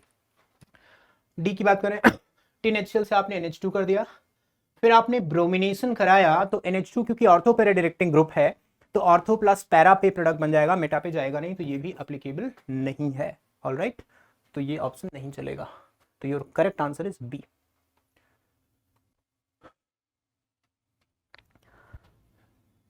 इस क्वेश्चन में बताना है कि जो आपका डिग्री ऑफ अनसैचुरेशन है कंपाउंड में कितना है, इससे हलवा क्वेश्चन और क्या चाहिए आपको। What is the degree of unsaturation of the following compound. तो एक तो 4 साइकिल दिख रही है आपको, और हर एक साइकिल के अंदर जैसे इन दोनों में मिला के 5 पाई बॉन्ड होते हैं तो +5 कर दिया, यहाँ पे 3 पाई बॉन्ड होते हैं +3 कर दिया, एक पाई बॉन्ड बाहर लगा हुआ है उसको भी उठा लिया, तो 9 और 4 13 13 degree of unsaturation contain all rings, जितनी रिंग है प्लस जितने पाई बॉन्ड बने हुए हैं वो सारे अपने को कंसिडर करने पड़ेंगे। Alright, so 13 is the answer, A is going to be the correct option. ये एक खूबसूरत सवाल है, फोटो इलेक्ट्रिक इफेक्ट पे बेस्ड है, जो हम लोग इक्वेशन पढ़ते हैं फोटो इलेक्ट्रिक इफेक्ट की, K E max is equal to h nu naught, h nu minus h nu naught, right, या K E max is equal to energy of photon minus threshold energy कह सकते हो या work function कह सकते हो, ठीक है। तो के और एनर्जी ऑफ लाइट में हमें बताना है does not represent the relationship between incident light and ejected electron on the metal surface. तो अगर आप ये इक्वेशन देखोगे तो हमें काइनेटिक एनर्जी और energy of light, kinetic energy और एनर्जी ऑफ लाइट, इन दोनों में रिलेशनशिप देखोगे तो ये बिल्कुल वही ग्राफ आ रहा है, वाई इज इक्वल टू, ये एनर्जी ऑफ लाइट है, एनर्जी ऑफ लाइट, और ये इंटरसेप्ट आपका नेगेटिव है, अगर आप एक्सटेंड करके देखोगे तो नेगेटिव इंटरसेप्ट बनाता दिख जाएगा, तो ये ग्राफ करेक्ट है ना। फ्रीक्वेंसी के साथ भी ये ग्राफ मैच कर जाएगा, क्योंकि इनिशियली जब फ्रीक्वेंसी 0 है तो काइनेटिक एनर्जी भी 0 है, एक सर्टेन फ्रीक्वेंसी के बाद, यानी कि ये थ्रेशोल्ड फ्रीक्वेंसी है एक्चुअली, एक सर्टेन फ्रीक्वेंसी के बाद ही काइनेटिक एनर्जी बढ़ना शुरू होगी। ऑलराइट, तो बी भी करेक्ट है। सी में देखें, काइनेटिक एनर्जी और फ्रीक्वेंसी में इस तरह का ग्राफ नहीं हो सकता। देखो काइनेटिक एनर्जी होता है H nu minus h nu not, तो काइनेटिक एनर्जी और न्यू में linear graph y equal mx type का नहीं हो सकता, इंटरसेप्ट तो कोई ना कोई आएगा ही, इसलिए ये आपका हो गया करेक्ट आंसर, ये रिप्रेजेंट नहीं करता है फोटो इलेक्ट्रिक इफेक्ट को। ऑलराइट, काइनेटिक एनर्जी इंटेंसिटी पे इंडिपेंडेंट होती है, magnitude of photo electric current जरूर डिपेंड करती है, इंटेंसिटी बढ़ाओगे यानी नंबर ऑफ फोटोन बढ़ाओगे तो नंबर ऑफ इजेक्टेड इलेक्ट्रॉन बढ़ेंगे तो फोटो इलेक्ट्रिक करंट बढ़ जाएगा, लेकिन kinetic energy of ejected electron intensity पे डिपेंडेंट नहीं होती, लिहाजा ये भी आंसर नहीं होगा, मतलब ये ग्राफ करेक्ट है, ये ग्राफ करेक्ट है इसलिए आंसर में नहीं आएगा। Got it. थर्मोडायनेमिक्स का एक गिब्स हेल्महोल्ट्ज इक्वेशन पे बेस्ड एक खूबसूरत सा क्वेश्चन है, आपको बताना है कि minimum temperature above which the process will be spontaneous. हम सबको पता है स्पॉन्टेनियस प्रोसेस के लिए डेल्टा जी नेगेटिव होना चाहिए, for any spontaneous process delta G has to be negative, right, और डेल्टा जी होता है delta H minus T delta S has to be negative, that means T delta S has to be greater than delta H, that means T has to be greater than delta H upon delta S। अब आपको delta H का value दिया है, delta S का value दिया है, निकाल लो। Delta H कितना दिया हुआ है 200 जूल डिवाइडेड बाई 40, तो 5, तो T must be greater than 5 kelvin to get this process spontaneous, इसलिए इसका ऑप्शन सी हो गया correct. Got it. This question is actually based on the temperature dependence of rate of reaction या rate constant, जिसे हम लोग Arrhenius equation कहते हैं। आर्हेनियस इक्वेशन एग्जैक्टली क्या है, आर्हेनियस इक्वेशन है k is equal to a e raise to the power minus e upon RT। यहाँ पे k रेट कांस्टेंट है, a फ्रीक्वेंसी फैक्टर या pre exponential factor, e activation energy, r और t आप जानते ही हो। तो इसी का अगर मैं लॉग ले लूँ तो log k is equal to log a minus e upon 2.303 RT। अब अगर मैं 1/t और log k के बीच में ग्राफ जैसा कि प्लॉटेड है खींचता हूं, तो जो स्लोप है वो माइनस ई अपॉन 2.303 r आ जाता है, तो स्लोप इस ग्राफ का आया minus E upon 2.303 r which is going to be 10,000 minus 10,000, ठीक है, 10 पावर 4 लिख सकते हैं। अब एक डेटा इसमें और दिया है कि rate constant at 500 degree 500 kelvin is equal to 10 power minus 5। ये डेटा अगर मैं इस इक्वेशन में रख दूं तो मुझे log a पता चल जाएगा, तो log k को मैं ले लिया 10 power minus 5 must be equal to log a minus slope को मैं सीधे 10 पावर 4 डाल दिया, ठीक है, इसकी जगह 10 पावर 4 डाल दिया इनटू 1/t जो कि 500 है, ठीक है, यहां से log a निकल आया, ठीक। log a की वैल्यू यदि मुझे पता है, log a यहां से 15 आ जाएगा, log a अगर मुझे पता है तो यही log a यूज करके अब मैं टेम्परेचर निकाल लूंगा जहां पे rate of reaction 10 raise to the power minus 5 है। तो once again I can apply log k is equal to log a minus e upon 2.303 RT। तो log k मुझे निकालना है, log a मुझे पता है, और ये पूरा स्लोप डायरेक्टली मैं रख दूंगा 10 raise to the power plus 4 into 1/t and must be equal to log k है 10 पावर माइनस 4, यहाँ से आप t निकालोगे तो 526 केल्विन आ जाएगा। ऑलराइट, तो 526 केल्विन पे जो रेट कांस्टेंट का वैल्यू है वो 10⁻⁴ हो जाएगा। तो it's a simple application of Arrhenius equation. Alright, this question is based on the concept of periodic property. बहुत सारी पीरियोडिक प्रॉपर्टीज यहाँ पे इंडिकेटेड है, उनके ऑर्डर लिखे हुए हैं, आपको जस्टिफाई करना है कि कौन सा करेक्ट है या इनकरेक्ट है। इनकरेक्ट जितने हैं वो ऑप्शंस में आपको काउंट करके देने हैं। तो चलिए स्टार्ट करते हैं। पहला है covalent radius. Magnesium, aluminium, silicon, phosphorus. अपने को पता है कि किसी एक ही पीरियड में लेफ्ट टू राइट मूव करते हैं तो कोवलेंट रेडियस डिक्रीज होता है। तो ये बिल्कुल करेक्ट लिखा हुआ है। Magnesium highest, then aluminium, then silicon, then phosphorus, एक ही पीरियड के एलिमेंट है, तो ये करेक्ट है सीक्वेंस। आयनिक साइज एक्चुअली डायरेक्टली प्रोपोर्शनल होता है total number of electrons upon total number of protons. Electrons सभी में सेम है, 10 इलेक्ट्रॉन है, ध्यान से देख लो आप। अब अगर हम प्रोटॉन की बात करेंगे तो सोडियम में होते हैं 11 प्रोटॉन। तो सोडियम के अंदर सबसे ज्यादा प्रोटॉन है। ऑक्सीजन में होंगे 8, फ्लोरीन में होंगे 9, नाइट्रोजन में होंगे 7। तो सबसे बड़ा, सबसे छोटा साइज सोडियम का हो जाएगा, राइट। सबसे छोटा साइज सोडियम का हो जाएगा। उसके बाद फ्लोराइड आना चाहिए, देन आपका ऑक्साइड आना चाहिए, देन नाइट्राइड आना चाहिए। तो ये सीक्वेंस गलत लिखी हुई है। ऑलराइट, उसी कंसेप्ट को लगाते हुए यदि आप इनका ये कैलकुलेट करोगे, यदि आप total number of electrons and protons के डायरेक्टली प्रोपोर्शनल आयनिक साइज, तो ये करेक्ट सीक्वेंस आएगी। Electron affinity, carbon, silicon, phosphorus, nitrogen, electron affinity value usually जब हम लेफ्ट टू राइट मूव करते हैं एक ही पीरियड में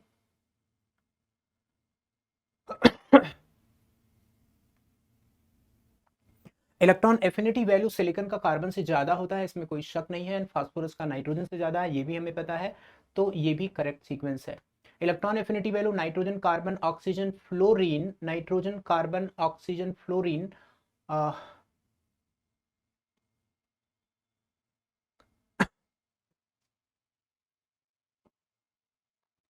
electron affinity value of nitrogen, carbon, oxygen, fluorine, ये भी करेक्ट है। Electron affinity value fluorine, chlorine, in fact chlorine का ज्यादा होना चाहिए, फ्लोरीन का कम। आपको पता है कि एक ही ग्रुप में थर्ड पीरियड के एलिमेंट्स का इलेक्ट्रॉन एफिनिटी सेकंड पीरियड के एलिमेंट से ज्यादा होता है इन जनरल। तो ये गलत सीक्वेंस लिखी हुई है, राइट। ये दूसरा गलत ऑप्शन हो गया। And first ionisation energy silicon, magnesium, aluminium, sodium, बिल्कुल करेक्ट है। सोडियम का लीस्ट होगा, सिलिकॉन का हाईएस्ट होगा। Second ionisation enthalpy oxygen, fluorine, nitrogen. Second ionisation enthalpy oxygen, fluorine, nitrogen, carbon, yes. Nuclear charge actually घटते हुए क्रम में है, तो ये भी करेक्ट है। Third ionization energy nitrogen, phosphorus, arsenic आना चाहिए एक्चुअली यहाँ पे, उसके बाद एंटीमनी आएगा। थर्ड का मतलब आपने 2 निकाल दिए हैं, तीसरा आपको निकालना है। तो ये सारे 15 ग्रुप के एलिमेंट हैं, आउटर सेल के अंदर 3-3 इलेक्ट्रॉन है, तो 2-2 आपने नॉकआउट कर दिए। तो जैसे जैसे आपका साइज बढ़ता जाएगा वैसे वैसे जो आयनाइजेशन एनर्जी है वो घटती जाएगी। तो आर्सेनिक पहले आना चाहिए, तो ये भी गलत है। तो टोटल 3 ऑप्शंस ऐसे हैं, 3 सीक्वेंसेस ऐसी हैं जो रॉन्ग लिखी हुई है। So your answer has to be 3। Alright, this question is actually based on colligative property relative lowering of vapour pressure, लेकिन डायरेक्टली नहीं दिया हुआ है, इसलिए इस क्वेश्चन की टफनेस एंड ब्यूटी बढ़ जाती है एक तरह से देखा जाए। इन्होंने बोला है कि सल्फर डाइऑक्साइड एक्चुअली NaOH में डिजोल्व किया और इससे जो सॉल्यूट बना वो नॉन वोलेटाइल सॉल्यूट है, उसको 36 ग्राम वाटर में डिजोल्व कर दिया और जो सोल्यूशन मिला एज्यूम कर लीजिए कि वो डाइल्यूट है। आपको बताना है कि relative lowering of vapour pressure कितना होगा। तो सबसे पहले मुझे चेक करना पड़ेगा कि कितना मोल नॉन वोलेटाइल सॉल्यूट बना है, राइट। तो first of all we have to calculate mole of SO2, that is PV upon RT। Pressure है 1 atm, volume 224 into 10⁻³ divided by R 0.0821, temperature है 298। This comes out to be रफली 9.16 into 10⁻³ मोल आ गया। इसको मैं 9.16 मोल मिली मोल लिख देता हूँ, ठीक। ऐसे मिली मोल ऑफ NaOH यदि मैं निकालूं तो this will be molarity into volume into 0.1, that is 10। अब जब इन दोनों की रिएक्शन होगी तो सोडियम सल्फेट बनेगा something like this, NaOH plus SO2 changing into Na2SO3 plus water. इसके मोल दिए हुए हैं आपको 10 मिलीमोल, इसके 9.16। ये लिमिटिंग रिएजेंट हो गया क्योंकि आपको 1 मोल SO2 खाने के लिए 2 मोल NaOH चाहिए, तो ये लिमिटिंग आ जाएगा। तो ये खत्म हो गया एक्चुअली NaOH पूरा और SO2 बच जाएगा। तो millimole of Na2CO3 formed, Na2SO3 formed कितना हो गया? It is half the millimole of NaOH used और ये हो गया आपका 10/2 यानी कि 5 मिलीमोल, ठीक। अब आपको मिलीमोल ऑफ Na2SO3 पता है एंड तो मोल आप निकाल लो। Mole of Na2CO3 5 × 10⁻³ and mole of water मुझे दिया है 36/18 × 18, दैट इज 2 मोल दिया है। अब आपको relative lowering of vapour pressure का कंसेप्ट लगाना है। तो can we write delta P upon P naught must be equal i into small n upon small n plus capital N. इसको रफली कैपिटल एन लिख दिया बिकॉज सोल्यूशन डाइल्यूट है तो स्मॉल एन काफी कम होगा, ठीक है। क्योंकि सोडियम सल्फेट है, यहाँ 2 पार्टिकल्स होंगे, 100% डिसोसिएशन मान के चल रहा हो, 2 पार्टिकल्स, 2 सोडियम का और 1 सल्फाइड का, सोडियम सल्फाइड एक्चुअली। तो ये हो गया आपका आई की वैल्यू 3 हो गई, 3 पार्टिकल है ना। तो 3 इंटू स्मॉल एन है 5 into 10⁻³ divided by capital N 2। तो यहां से डेल्टा पी आपका आ जाएगा 10⁻² upon 2 into P not. P not मुझे दिया है 24, ठीक है। तो 10⁻², जस्ट अ मिनट, यहां से आपका ये हो जाएगा 15/2 into 10⁻³ into 24, that comes out to be 18 into 10⁻² millimetre. तो your answer has to be 18, क्योंकि आपको आंसर x इंटू 10⁻² के फॉर्मेट में देना है, तो x की वैल्यू हो गई 18। Alright, good question, good question. इसमें आप कई गलतियां कर सकते हो, पहले तो ये समझने में कि कौन कौन सी चीजें डिजॉल्व होंगी, वहां गलती कर सकते हो। एक आई को जनरली बच्चे कई बार इग्नोर कर देते हैं, जिसकी वजह से क्वेश्चन गलत हो जाता है। Alright, so you have to take care of these things. This question is actually based on electronic configuration and magnetic moment of ions. तो spin only magnetic moment of a divalent ion in aqueous solution of atomic number 29। 29 actually copper का होता है, और copper का normal configuration लिखेंगे तो ये आता है AR 3D10 4s1। Alright, 3D10 4s1। अगर आप कॉपर 2 प्लस करोगे तो यही हो जाएगा AR 3D9 एंड 4s0। अब जब D9 को आप भरोगे d ऑर्बिटल में 9 इलेक्ट्रॉन को, तो आपके पास एक अनपेयर इलेक्ट्रॉन बच जाएगा, एक अनपेयर इलेक्ट्रॉन बच गया, राइट। तो n की वैल्यू 1 हो गई। तो जो स्पिन मैग्नेटिक मोमेंट होता है दैट इज √n+2 bm।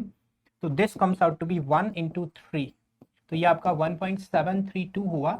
इसको यदि आप राउंड ऑफ करोगे तो 2 आ जाएगा। तो आपको जो राउंड ऑफ करके भरना है नियरेस्ट इंटीजर में, वो आंसर हुआ 2। Alright, simple question. ये क्वेश्चन आपका कॉम्प्लेक्सेस के अंदर स्टीरियो आइसोमेरिज्म का क्वेश्चन है, जहां पे कॉम्प्लेक्स एक दिया हुआ है CO ऑक्सलेट BrNH3, और इसके अंदर टोटल कितने स्टीरियो आइसोमर बनेंगे। तो सबसे पहले इसका ज्योमेट्रिकल बना लेते हैं। ज्योमेट्रिकल में कितने बन सकते हैं, लाइक CO लिया, एक NH3 और एक Br है, इसको ना मैं एक बार सिस फॉर्म में लिख दूंगा, एक बार ट्रांसफॉर्म में। लाइक यहाँ पे मैंने ऑक्सलेट लिख दिया और यहाँ पे ऑक्सलेट लिख दिया, एक बार यहाँ पे ब्रोमीन, यहाँ पे NH3, और यहाँ पे ब्रोमीन, यहाँ पे NH3 लिख करके एक बार मैंने ऑक्सलेट यहाँ रख दिया और एक बार ऑक्सलेट मैंने यहाँ रख दिया। तो यू कैन क्लियरली चेक कि इसके अंदर प्लेन ऑफ सिमेट्री होगा, ऑप्टिकली इनएक्टिव है तो केवल एक ही स्टीरियोआइसोमर की तरह एग्जिस्ट करेगा। इसके अंदर प्लेन ऑफ सिमेट्री नहीं है, नो प्लेन ऑफ सिमेट्री, तो ये ऑप्टिकली एक्टिव होगा, और ऑप्टिकली एक्टिव होगा अगर तो D+L फॉर्म में, यानी 2 फॉर्म में एग्जिस्ट करेगा। तो total number of stereoisomers are going to be 3। Alright, so this is going to be your correct answer. So your correct answer is 3.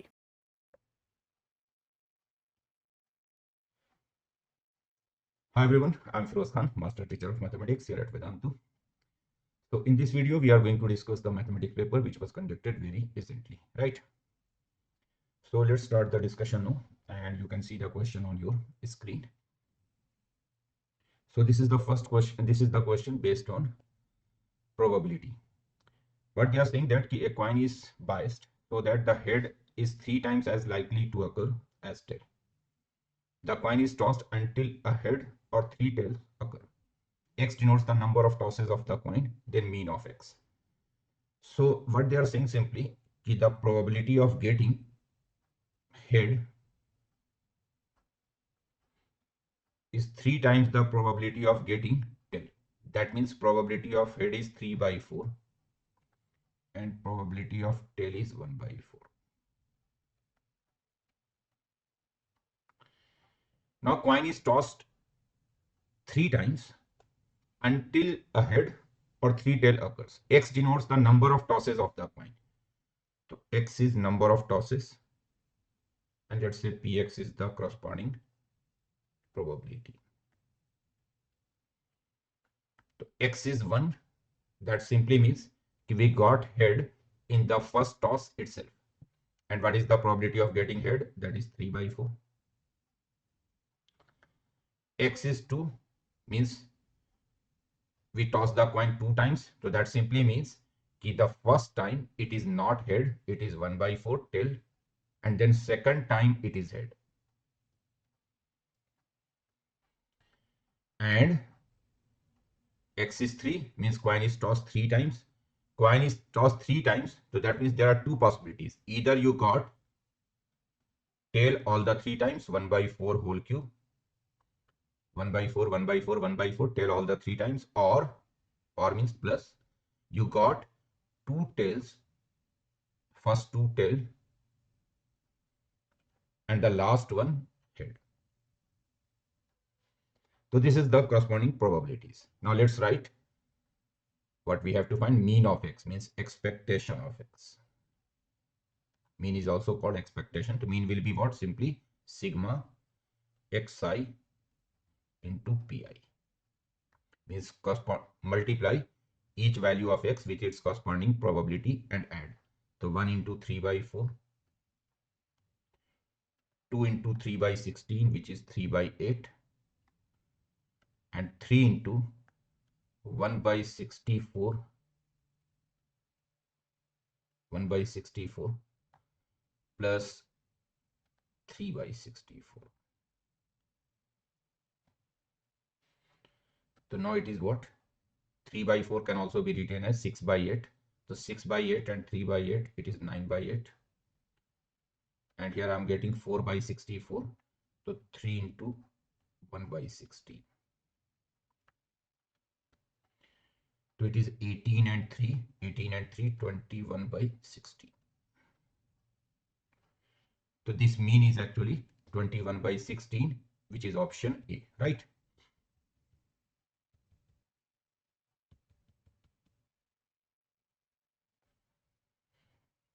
Okay, let's see this question. This is from differential equations, and you can say determinant also. Some determinant is also involved here. So the differential equation is dy by dx minus determinant of a 0, and a matrix is given to you. So first I have to get the determinant of a. Let's find the determinant of a first. If I expand this determinant through the first column, so I'm getting what? I'm getting y multiplied with minus 1/x means minus y/x. Then I'm getting 2 multiplied with sin x plus 1.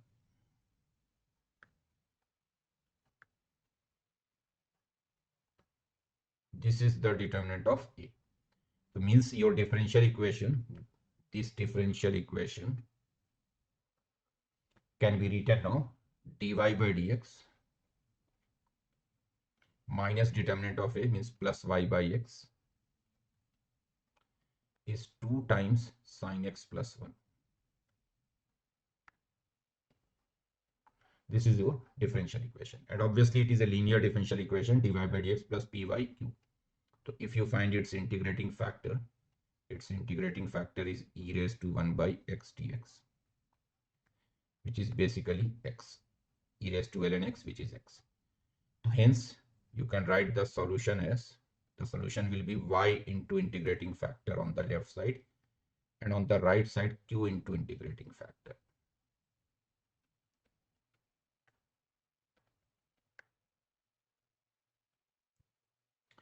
Now if you integrate by using integration by parts on the right hand side, so you are getting xy 2 times first function integral of second, which is minus cos x, first function integral of second, which is minus cos x, is it sin x plus 1 only 2 times, yes, q into integrating factor. The first function integral of second, and if I integrate it separately, so I will get x dx, which is x square by 2 x into sin x. Okay, I'm doing something wrong here. Yes, it's a mistake.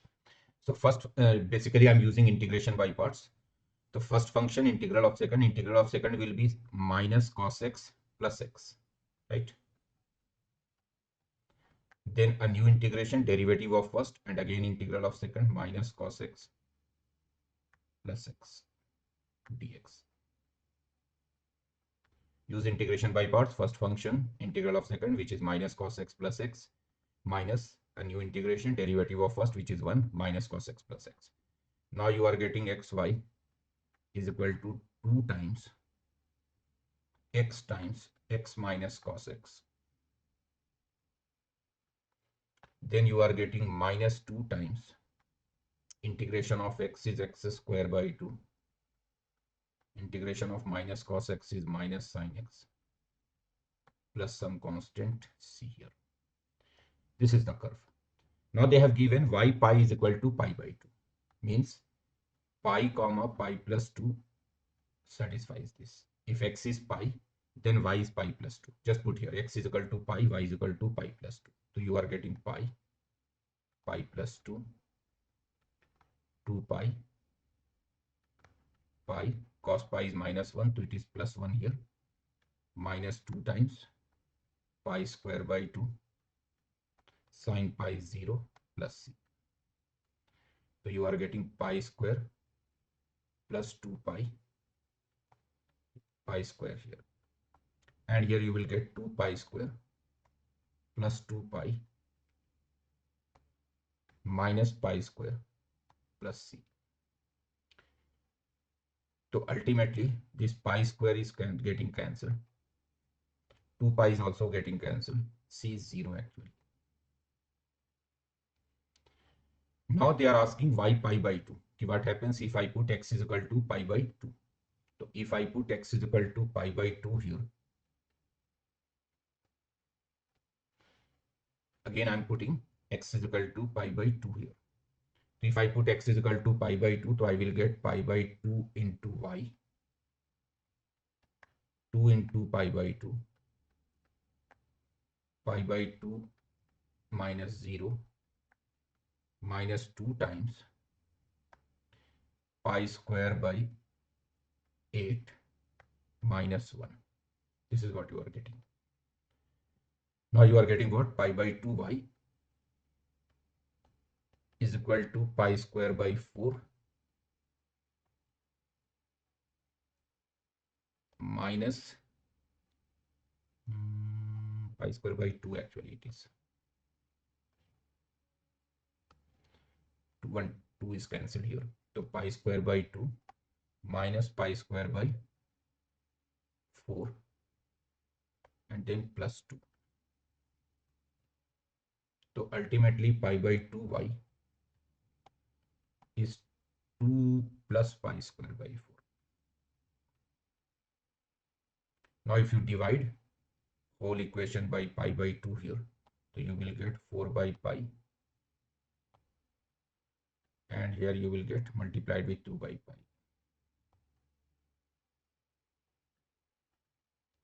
So it is 4 by pi plus pi by 2, sorry, I'm doing such mistake today. Multiply here with 2 by pi, so just pi by 2. So y is 4 by pi plus pi by 2, means option D should be the correct option here.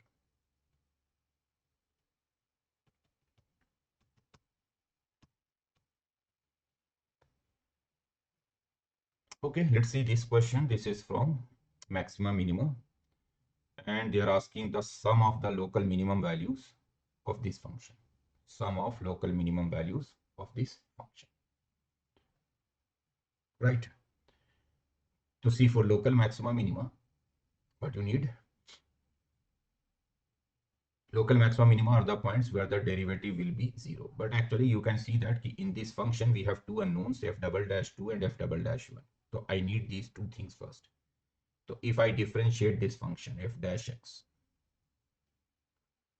so it is 3x square minus 6x minus 3 by 2 f double dash 2. Now what will be f double dash x? It is 6x minus 6. So you can see that f double dash 1 is actually 0 and f double dash 2 is actually 6. And since f double dash 2 is 6, so now you can say that your function f dash x is basically 3x square minus 6x, and put here f double dash 2 is equal to 6, so minus 9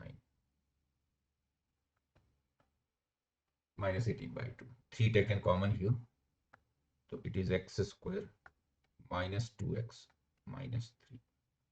Factorize it, so it is x minus 3 x plus 1. If you check the sign of the derivative, so obviously derivative changes its sign at minus 1 and 3, positive, negative, positive. So minus 1 is the point of local maximum, 3 is the point of local minimum.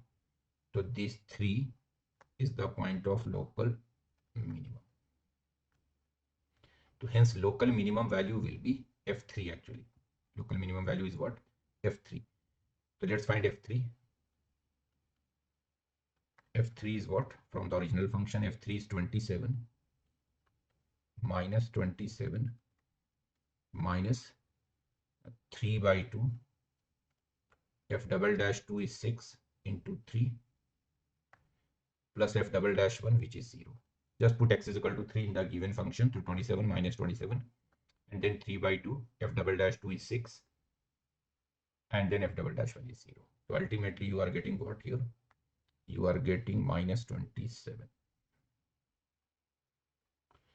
And actually you are getting only one point of local minimum. So hence sum of the local minimum value will be this value only, minus 27. You are not getting more than one local minimum.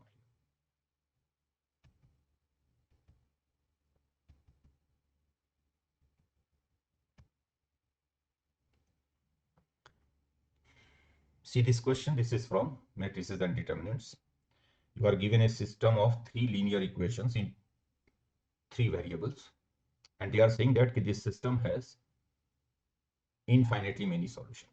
This system has infinitely many solutions. Then what will be the value of k here? So since the system has infinitely many solutions, so obviously the determinant formed by the coefficients should be 0 here. So in the first row you will write 3 minus 1 4. In the second row you will take 1 2 minus 3. In the third row you will take 6 5 and k. And just put this determinant 0, you will get the value of k.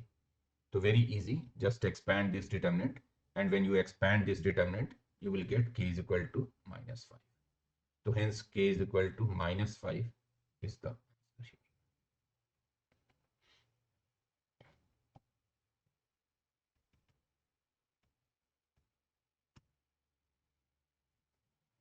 Okay, see this question now. This is from trigonometric equations.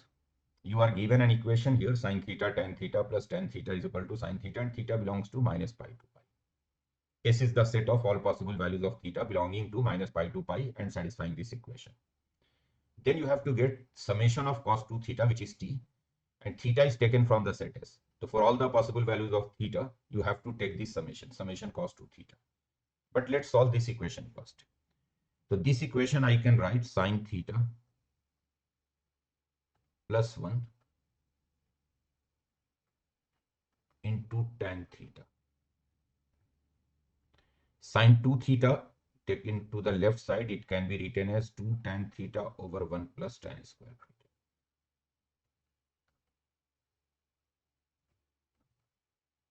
So now you can say that tan theta taken common. So one possibility is tan theta 0, and second possibility is sine theta plus 1 is equal to 2 cos square theta. Actually 1 plus tan square theta is secant square theta, 2 over secant square theta is 2 cos square. So this gives you sine theta plus 1. Cos square theta can be written as 1 minus sine square theta, which is 1 minus sine theta and 1 plus sine theta. Of course, you can cancel this 1 plus sine theta, because theta cannot be pi by 2 or minus pi by 2 here. So theta is not minus pi by 2. So hence 1 plus sine theta can be cancelled. So ultimately you are getting here 1 is equal to 2 minus 2 sine theta. So finally you are getting two values, tan theta is equal to 0 and sine theta is equal to half.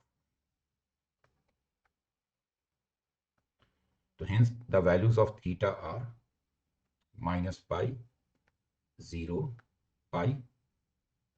This is corresponding to tan theta is equal to 0 and sine theta is equal to half gives you two values, pi by 6 and 5 pi by 6.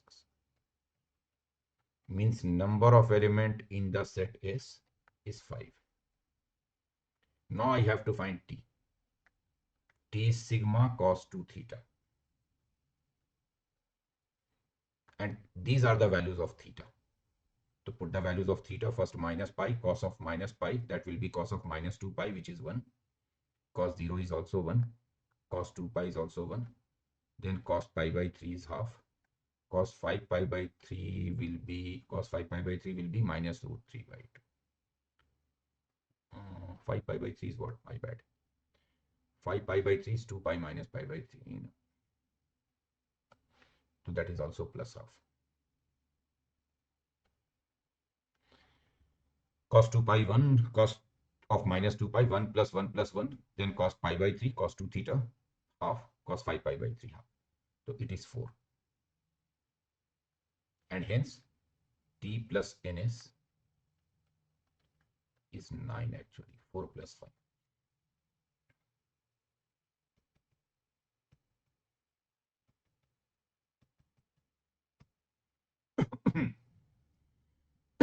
See this question.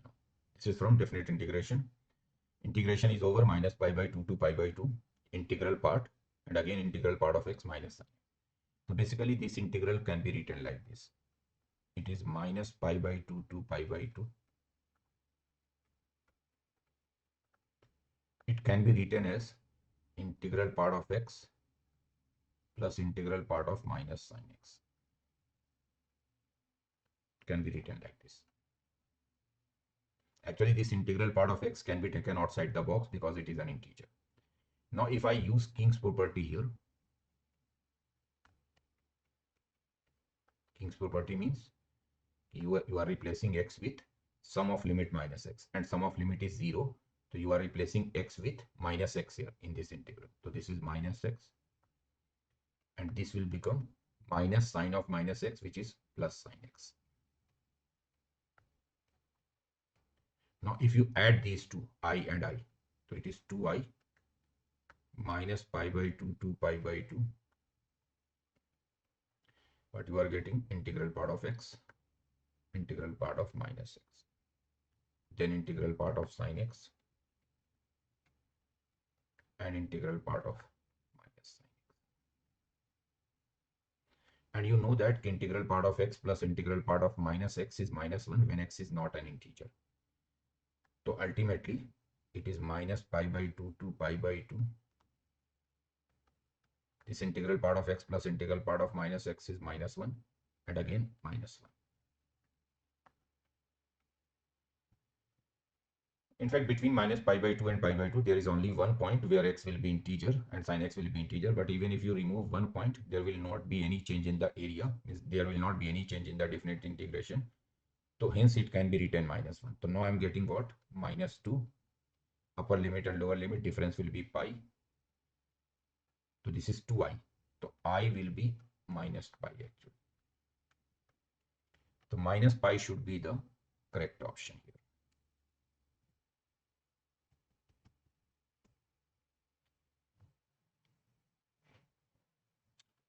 Now let's see this question. This is again from definite integration. Gt is given as minus pi by 2 to pi by 2 cos pi by 4t plus fx dx. And fx is this function log x plus under root x square plus 1. This is fx. And if you look at the options, you can see that you have to relate g1 and g0. g1 and g0. So let's find g1. g1 is what? If I put t is equal to 1, so it is minus pi by 2 to pi by 2 cos t is 1, so it is cos pi by 4 plus fx.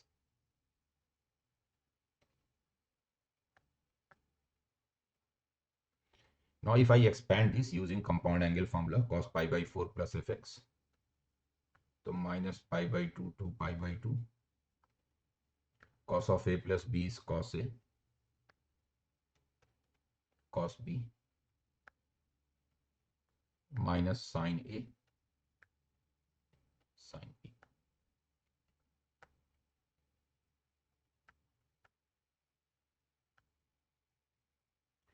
Now you can write it as 1 by root 2 times minus pi by 2 to pi by 2 cos fx dx. And again minus 1 by root 2 times minus pi by 2 to pi by 2 sin fx dx.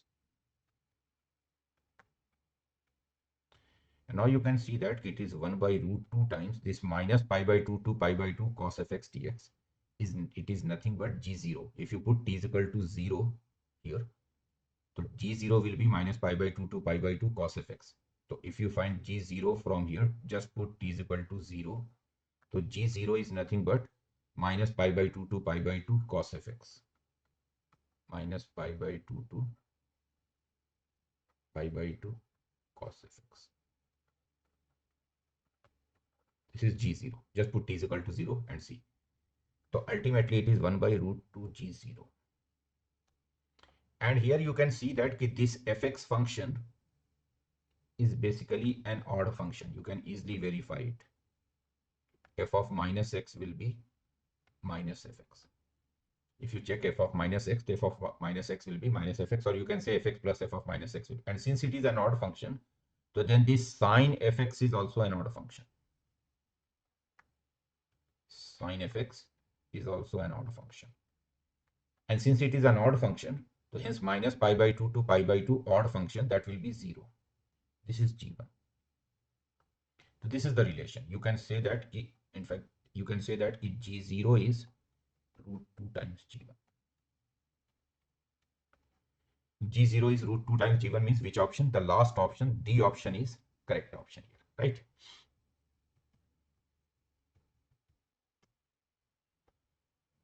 Okay, let's see this question. This is from 3-dimension geometry, 3D.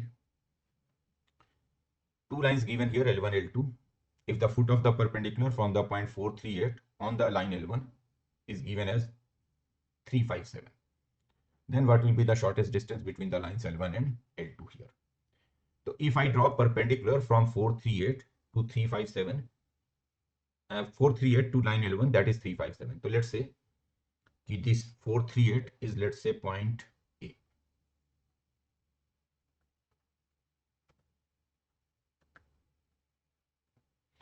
And this 357 is, let's say, the point B.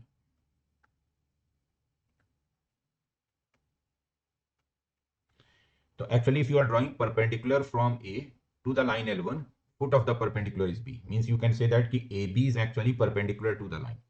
So if I find AB vector is what? 3 minus 4 minus 1, 5 minus 3, 2, 7 minus 8 minus 1. This is AB vector. 3 minus 4, 5 minus 3, 7.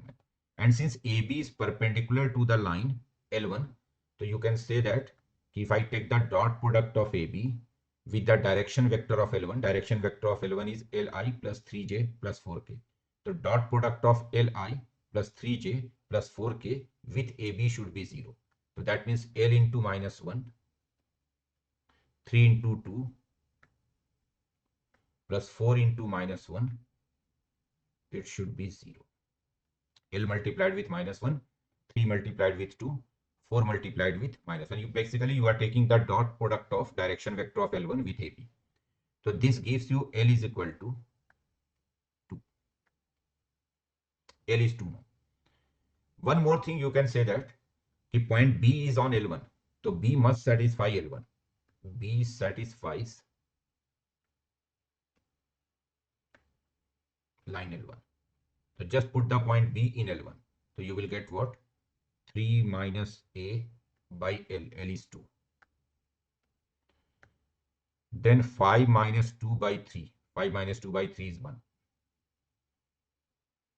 And then 7 minus B by 4. So this gives you A is equal to, A is what? 1,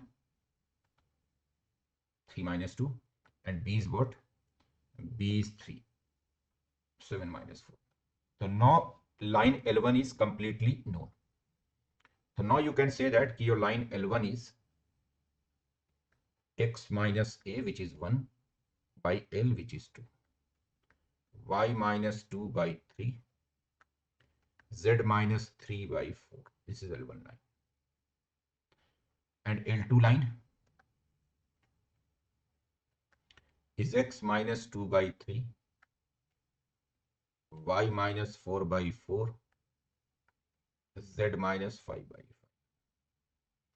So now you can find the distance between L1 and L2 using shortest distance formula. So point on L1, let's take A1 vector.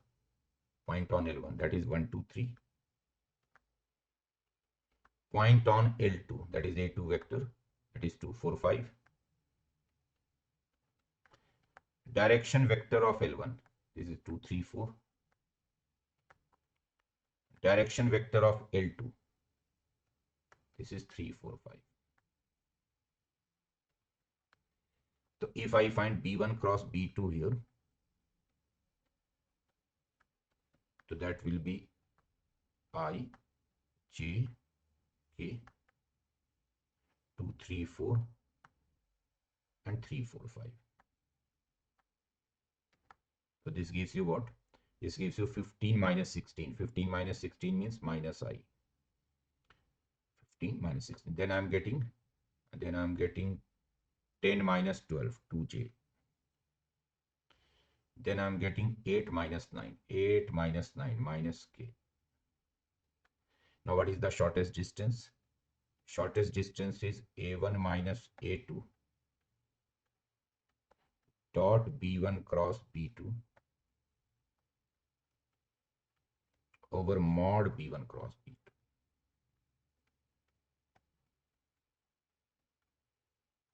So A1 minus A2 vector is what? A1 minus A2 vector is minus I minus 2J minus 2K. This is A1 minus A2. Minus I minus 2J minus 2K. And B1 cross B2 is what? Minus I plus 2J minus K. And in the denominator, you are taking modulus of B1 cross B2, which is under root 1 plus 4 plus 1 root 6. Now let's take the dot product. So you are getting here 1, 1, then minus 4, then plus 2 by root 6. And of course, you will take absolute value in case negative. So this will be 1 by root 6. So hence shortest distance is 1 by root 6 here.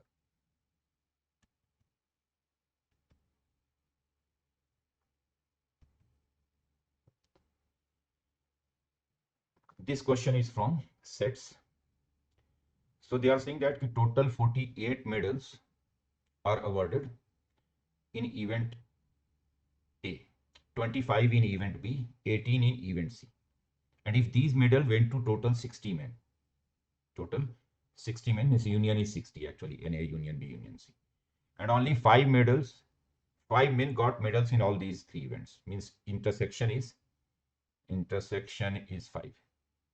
Then how many intersection of all 3 is 5, A intersection B intersection C. Then how many receive medals in exactly 2 of the 3 events? Exactly 2. So in fact, you can do like this. Okay, let's say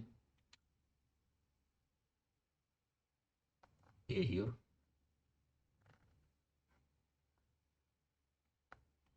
B here, and C here. A, B, C. So intersection of all 3 here, intersection of all 3, how many men? 5 men got medals in all 3. So I have 5 here. Let's say number of men who got medals in A and B are A. Or let me write X here. Let me write it X. it is X. This is the number of medals, number of persons who got medals in both the events A and B. Y is the number of persons who got medals in both the events A and C. Z is the number of persons who got the medals in both the events B and C. Now in A, we have how many medals? 48. Total 48 medals in event A. Out of which these three are already written. So 48 minus 5 is 43. So I will write 43 minus X minus Y here. In event B, I have 25. So 25 minus 5 is 20 minus X minus Z here. And in event C, I have 18. So 13 minus Y minus Z here. Now they are saying that the union of all these is 60. Means if I add all these numbers shown in the diagram, so if I add all these, sum should be 60. So let's add this. So if I add this A first, complete A. So this complete A is what? 48. A completely taken. Then I have to take this Z. Then 20 minus X minus Z. And then 13 minus Y minus Z. Basically, I have added all the numbers shown here. And this should be 60. This should be 60. Now what you are getting? See, this Z and Z disappears. Y is not disappearing. Okay. Now I'm getting what? 48 and 20. 48 and 20 is what? 68. And then 13. To 48 and 20, 68, 71, 81. So I'm getting 81 minus X plus Y plus Z is equal to 60. And hence X plus Y plus Z is 21. And this is the number that you want. This is your answer actually. You want how many received medal in exactly 2. So X is the number of persons who receive medal in A and B, in 2 events A and B. Y is the number of persons who receive medals in 2 events A and C. Z is the number of persons who receive medal in B and C. So hence these are the X plus Y plus Z is the number of persons who received medals in exactly 2 of the 3 events. Means 21 should be your correct answer.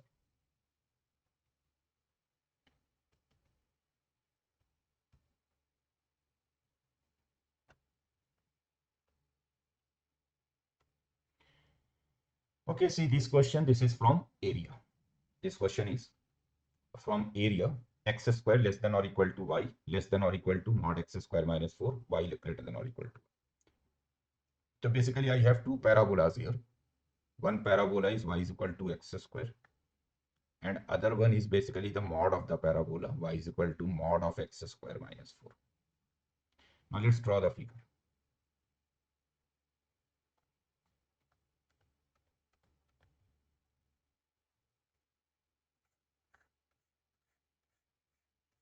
Y is equal to x square. As you know, this is an upward parabola having vertex at origin. So this is the parabola y is equal to x square. This is y is equal to x square. Y is equal to mod of x square minus 4. So basically y is equal to mod of x square. Y is equal to x square minus 4 is a parabola having vertex at 0 comma minus 4. Vertex at 0 comma minus 4. It will cut x-axis at 2 0 and minus 2 0. This is y is equal to x square minus 4. But when you take mod here, so what you do, this lower portion will be erased and you will take its image with respect to x-axis like this. So this W shape graph, this shape, this is actually mod of x square minus 4. So mod of x square minus 4 will look like this. It will look like this.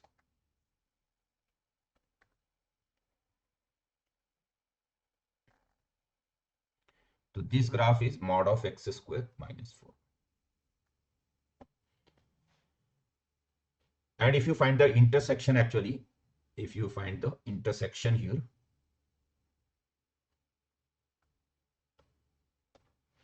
so this is the origin. This point is 0 comma 2. Now this curve is y is equal to x square, and this curve which is coming downward parabola, this one, this part, is y is equal to 4 minus x square. Now if you solve these two, y is equal to x square and y is equal to 4 minus x square, the intersection point, so you will get 2x square 4, x square 2.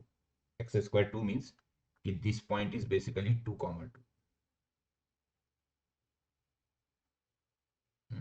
Need 2 comma 2. So in fact y is 2 here. Here y is 2 there. No. This point will be 0 comma 4 now. My bad. Here.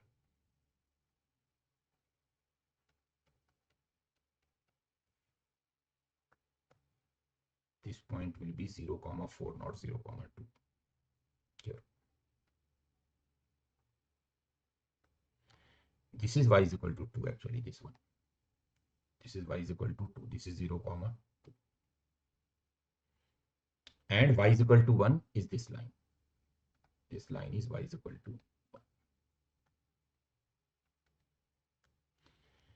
So now you have to find the area for y greater than or equal to 1, y greater than or equal to x square, but y less than or equal to mod x square. So basically you have to find this area.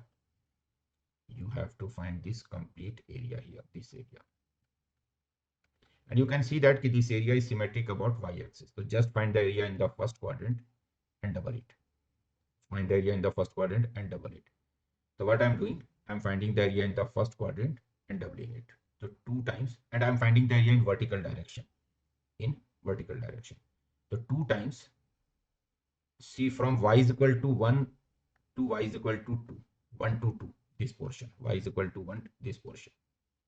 So y is equal to 1 to y is equal to 2. I'm finding the area between the curve y is equal to x square and y-axis. And when you are taking the area in vertical direction, you will write your curve as x is equal to fy. So it will be written as x is equal to root y. So from 1 to 2, you will write root y dy. And then from 2 to 4, from 2 to 4, 2 to 4 you are taking this area 2 to 4 means area bounded by this curve, area bounded by this curve with the y-axis.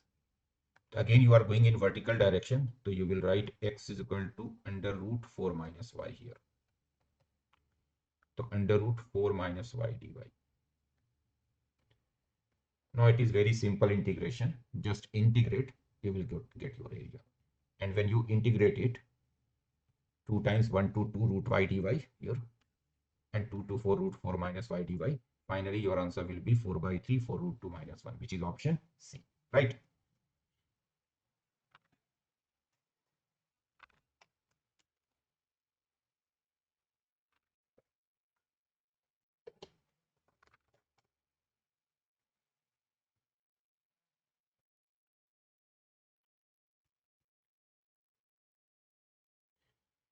Okay, see this question now. This is again from 3-dimensional geometry, 3D. So 2 equations in LMN are given.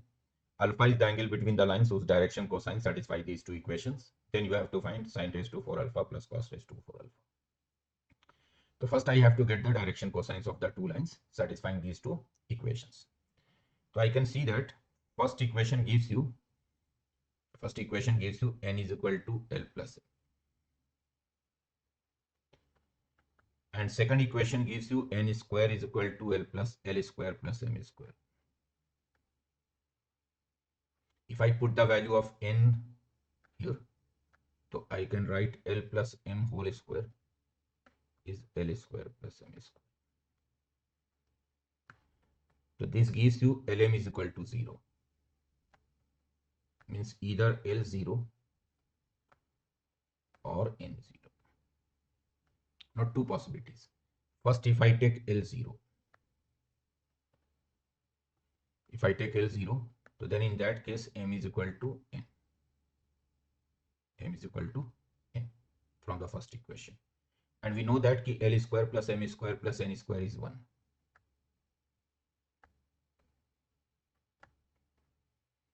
L is 0, so I will get M is equal to N is equal to, see, 2M square 1, so 1 by root 2. Or you write minus 1 by root 2, it doesn't matter. So that means direction cosines of the first line are 0, 1 by root 2 and 1 by root. Now if I take m is equal to 0, then L is equal to n. L is equal to n. And same I will get L is equal to n is equal to 1 by root 2. So hence direction cosines of the second line are 1 by root 2, 0, 1 by root. So if I find alpha, the angle between these two lines, the cos alpha will be what? 0 into 1 by root 2, 1 by root 2 into 0, 1 by root 2 into 1 by root 2. So alpha is basically 60 degree. And hence cos raised to 4 alpha plus sine raised to 4 alpha. Cos 60 is half, half raised to 4. Sine 60 is root 3 by 2, root 3 by 2 raised to 4. So it is 1 plus root 3 raised to 4 is what? 9 by 16. So 5 by 8 should be the correct answer. Clear?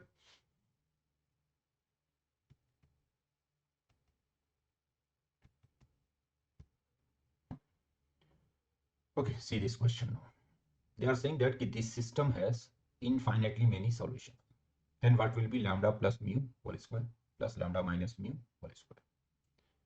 So this system gives you infinitely many solution. It is written in the question.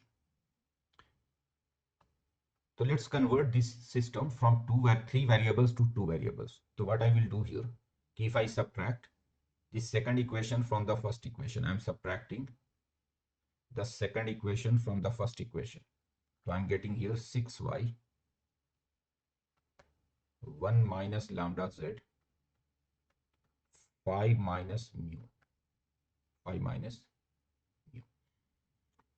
Just subtract first minus second. So you got 6y and I think I've done a mistake here. First minus second will give you 6y minus z minus lambda z.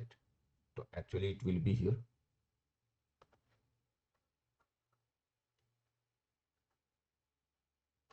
minus z minus lambda z.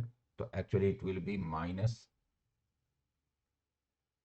1 plus lambda z. 5 minus mu. Similarly, if I multiply this third equation by 2 and subtract second minus third now. Subtract second minus third now. So you will get minus 5y minus 4y. Minus 5y minus 4y is what? Minus 9y. Minus 5 minus 4. Then you will get plus lambda plus 10z. And here you will get mu minus 14. Now this system gives you infinitely many solutions. So that means these two equations should also give you infinitely many solutions. This system. And it is system in two variables. This system in two variables is giving you infinitely many solutions. The coefficient must be proportional. So 6 over minus 9. Minus 1 minus lambda over lambda plus 10. 5 minus mu over mu minus 14. So this will give you, just cross multiply. So it is actually what? It is actually minus 2 by 3. 6 over 9. So this will give you minus 2 lambda minus 20. Minus 2 lambda minus 20 is minus 3 lambda. Minus 2 lambda minus 20 and then minus 3 lambda. So lambda is basically 20 minus 3, which is 17. Similarly, if I solve first and last, so I will get minus 2 mu plus 28 is 15 minus 3 mu. So mu is 13. 15 minus 28 minus 13. So then they are asking lambda plus mu whole square, lambda minus mu whole square. So just put the values of lambda and mu in the given expression. You will get your answer. So basically we got lambda is equal to 17 and mu is equal to minus 13. Put the values here. So your answer will be 916. Lambda 17, mu minus 13, just put the values, you will get your answer as 916. Okay, see this question now. This is from functions, composite function, and actually we have to check the differentiability also, differentiability of the composite function f of gx. So let's find the function f of gx first.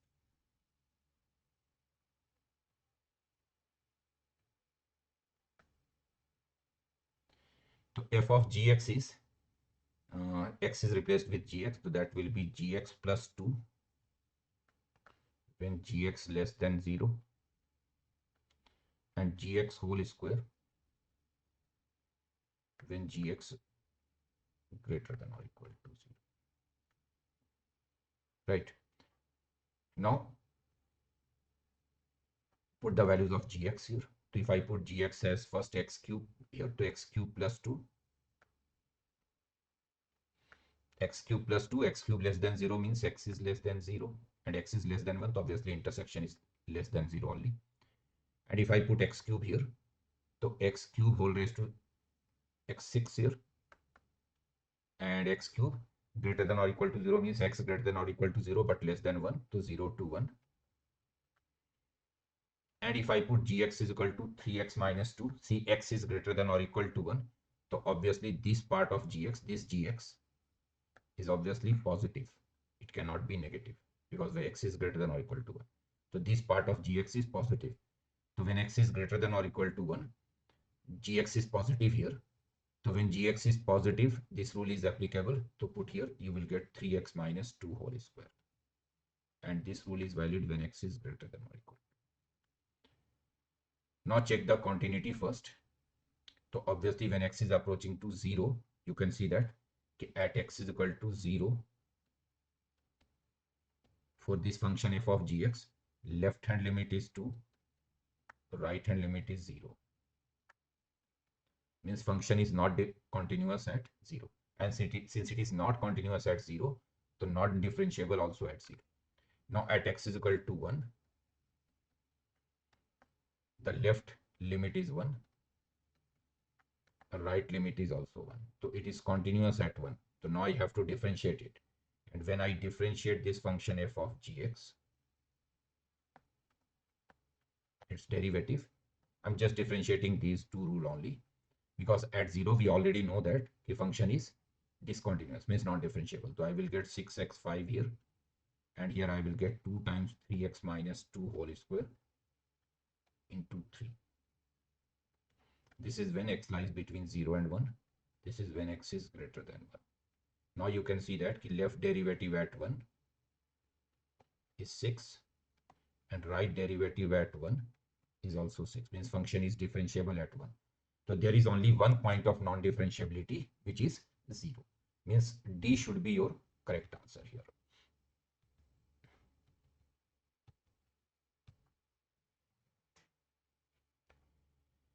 Now, if the letters of the word maths are permuted and all possible words so formed are arranged as in a dictionary with serial numbers, then the serial number of the word thames is basically they are asking the rank of the word thames. What they are asking?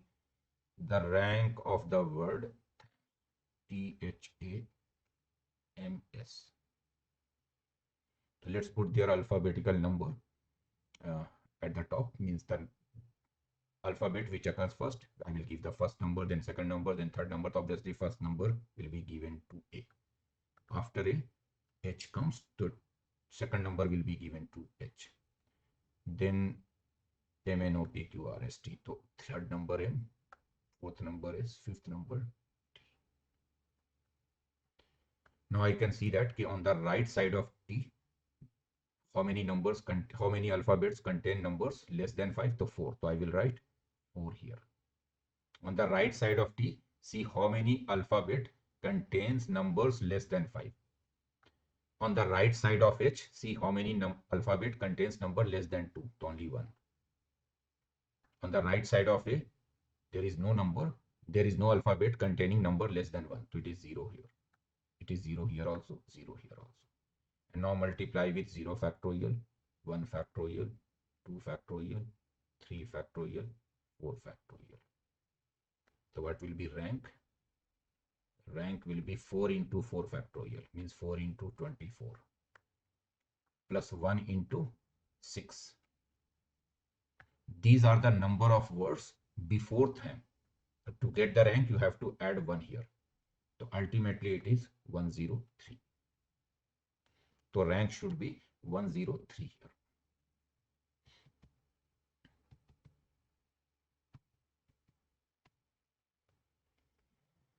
Okay, see this question. It's a slightly difficult question.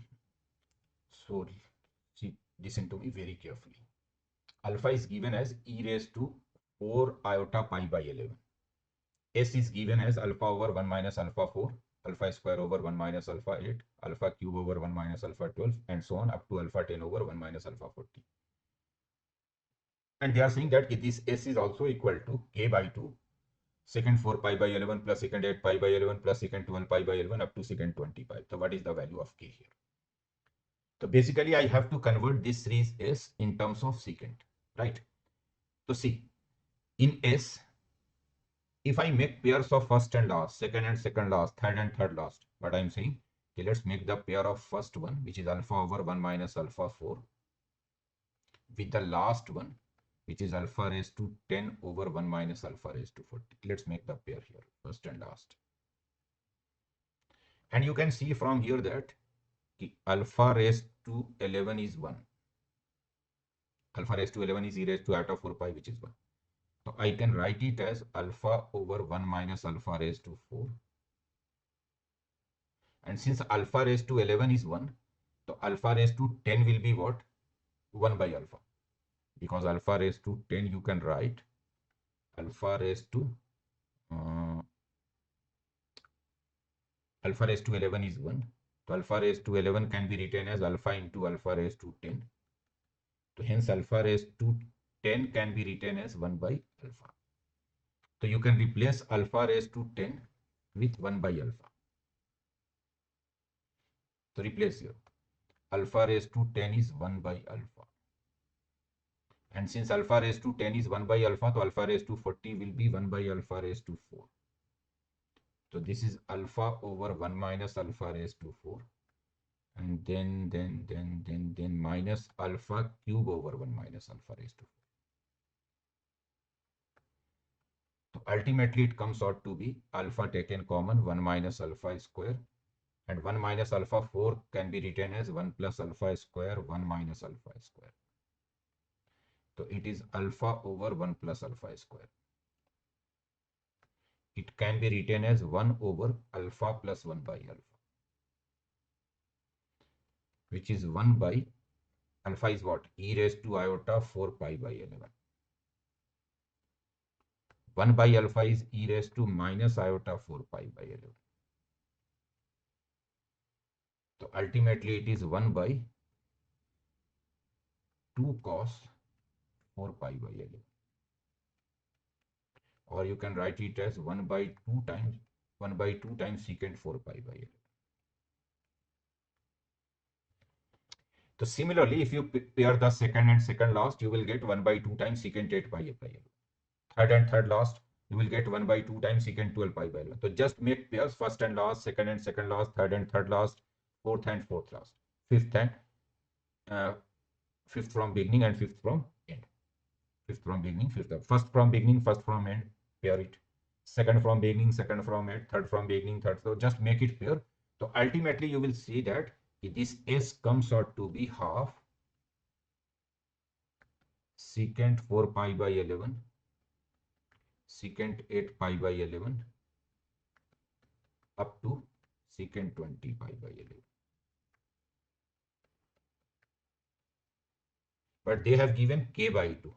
You are getting 1 by 2. Means in place of k, you are getting 1. So k is basically 1 here.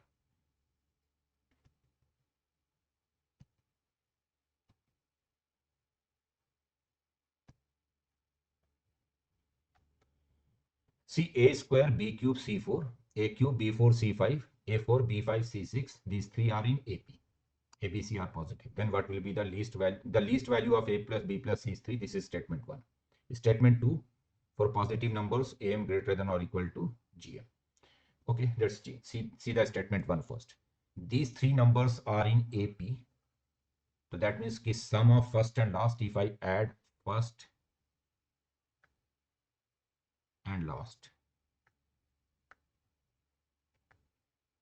So that will be 2 times the middle one, A cube B4 C5. Now you can see that I can cancel A square B cube C4. A square B cube C4 can be taken common. So I will get 1 here. Here I will get A B square C square. A4 B5 C5. It is A square, so A square B square C square.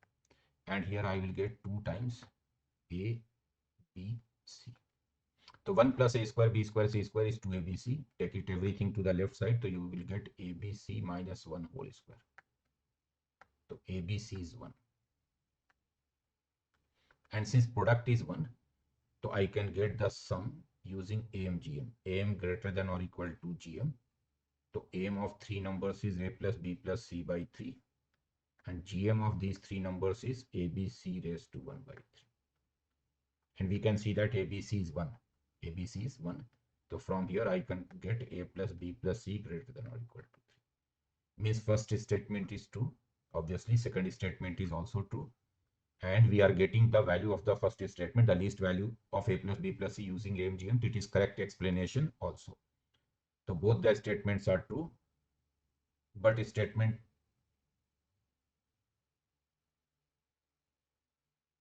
the statements are true, and statement 2 is the correct explanation of statement 1. Why they have written but? They should have written and.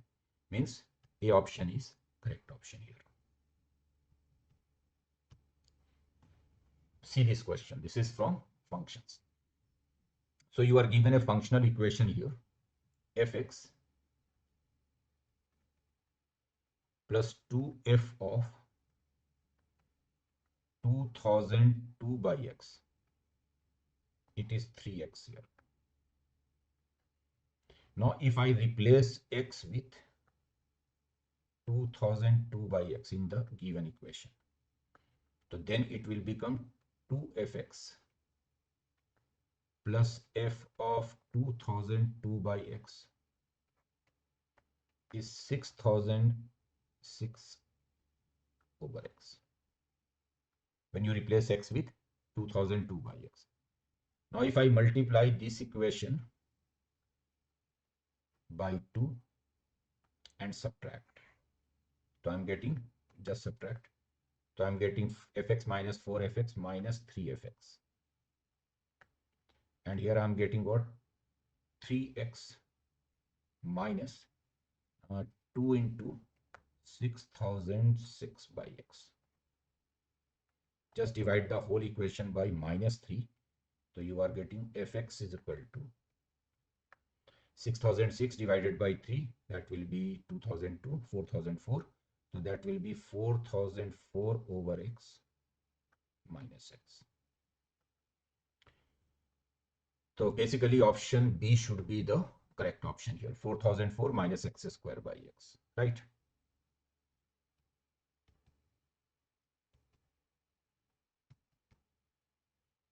Let's see this question. This is from binomial. We have to get the coefficient of x square in this expansion. So let's expand it. We have 2 minus x square.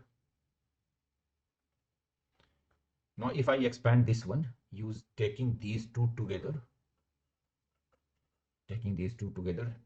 means expanding it as a binomial, taking first term of the binomial as 1 plus 2x, second as 3x square. So if I expand this one, I will get 6c0, 1 plus 2x raised to 6, then 6c1, 1 plus 2x raised to 5 into 3x square. And no need to write higher degree terms because I need the coefficient of x square. So any power greater than 2 can be neglected. Means the power higher than x square should be neglected because I need the coefficient of x square. So just neglect the higher powers. Similarly, if I expand this one, 1 minus 4x square raised to 6, so I will get 6c0. Then I will get minus 6c1 into 4x square. Again, higher power will be neglected here. Right. So now what I am getting here, 2 minus x square Now let's expand this one also. 1 plus 2x whole raised to 6. So you will get 6c0 plus 6c1 into 2x plus 6c2 into 4x square. Here I am getting 6c1 18x square, and higher power can be neglected.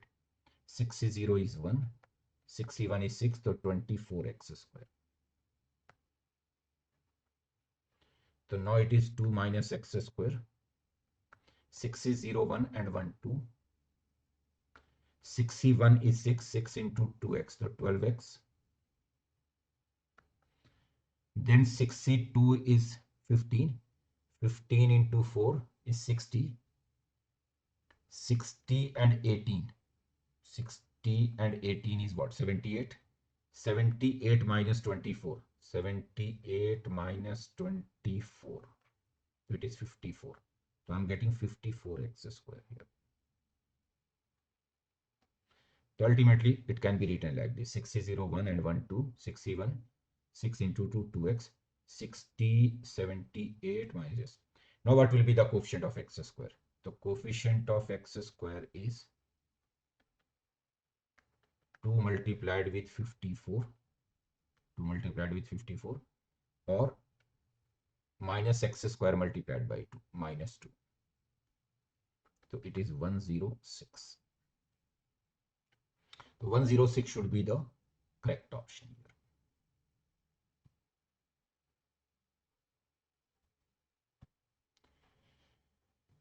The length of the side of the square, which can be made by 4 perpendicular tangents to the ellipse. So basically you are drawing 4 perpendicular tangents of this ellipse, and these 4 perpendicular tangents are forming a square. These 4 perpendicular tangents are forming a square. So what will be the length of the side of the square? Now you know that the perpendicular tangents of an ellipse always intersect on director circle of the ellipse. And if I write the director circle of this ellipse, so director circle will be x square plus y square is equal to a square plus b square, 18. And this circle has center origin and radius 3 root 2.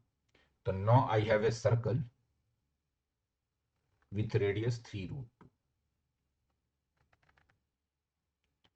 And since perpendicular tangents intersect on director circle, so that means ki all the 4 vertices of the square are lying on this circle itself.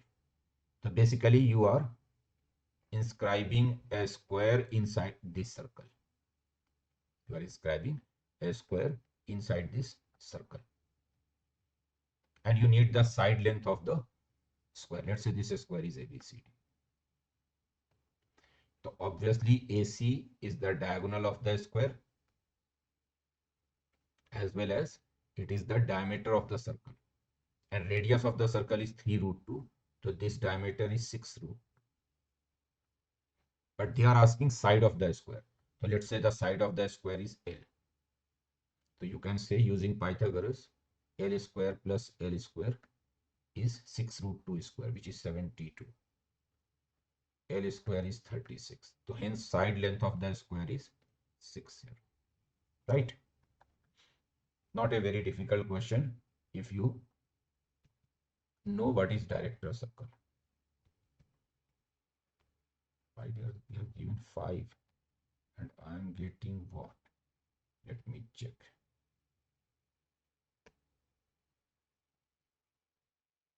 Oh, I made a mistake here, sorry. Actually, it was 2y square by 11. I missed 2 part. I missed this 2 thing. I thought it is x square by 7, y square by 11 is equal to 1. But actually it is x square by 7 plus y square by 11 by 2. So now I have to change everything.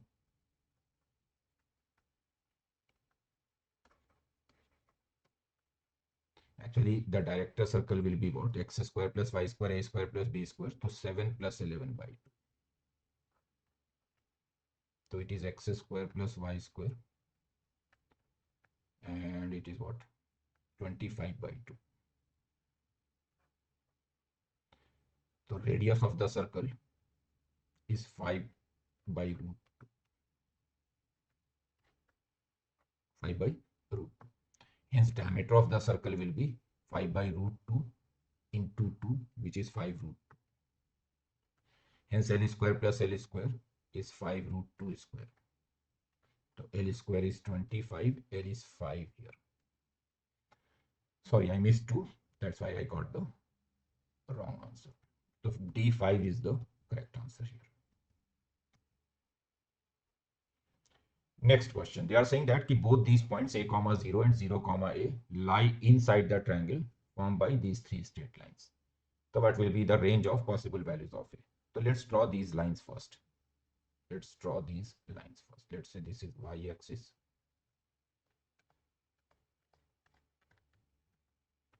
And let's say this is x-axis.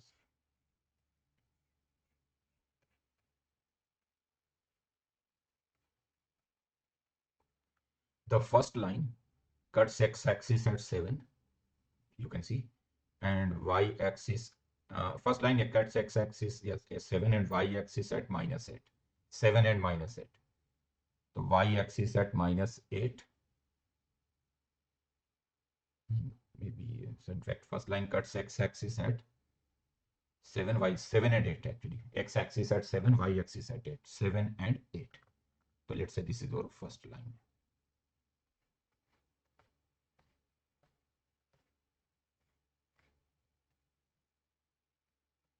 This point is 7 comma 0, and this point is 0 comma 8. This is the first line. The second line cuts x-axis at -11 and y-axis at 6. So second line will be something like this. It cuts x-axis at -11 and y-axis at 6. And the third line cuts x-axis at 2 and y-axis at 1, x2, y1. This is the third line, x2, y1. This is your third line.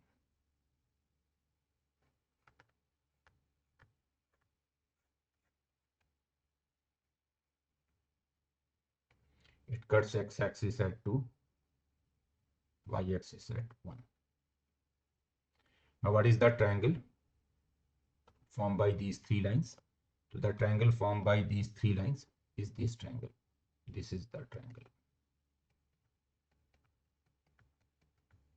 This is the triangle formed by these three lines. Now they are saying that a comma 0 and 0 comma a both lie inside the triangle. A comma 0 and 0 comma a both lie inside the triangle. And obviously a comma 0 lies on the x-axis. So it must be lying between 2 comma 0 and 7 comma 0 here, if it lies inside the triangle, since it lies on the x-axis. So since a comma 0 lies inside the triangle, so a must lie between 2 and 7. But one more information, 0 comma a also lies inside the triangle, and 0 comma a lies on the y-axis. So in fact 0 comma a must lie between these 2 points, 0 comma 1 and 0 comma 6. So a must lie between 1 and 6 also. If I take the intersection of these two, I can say that a belongs to 2 to 6. So a must be lying between 2 and 6 here, which is option A.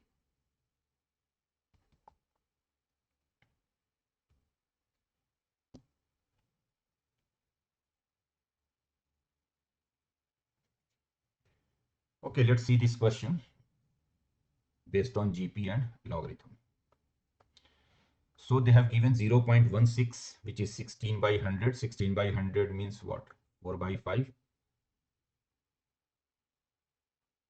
4 by 25. And then we have log. Base is 2.5. And this GP, if I find the sum of this infinite GP, the sum will be what? Is the sum of infinite GP is a over 1 minus r. A is 1 by 3 here, and common ratio is also 1 by 3. So it is half actually. Basically it is half. So I got half here.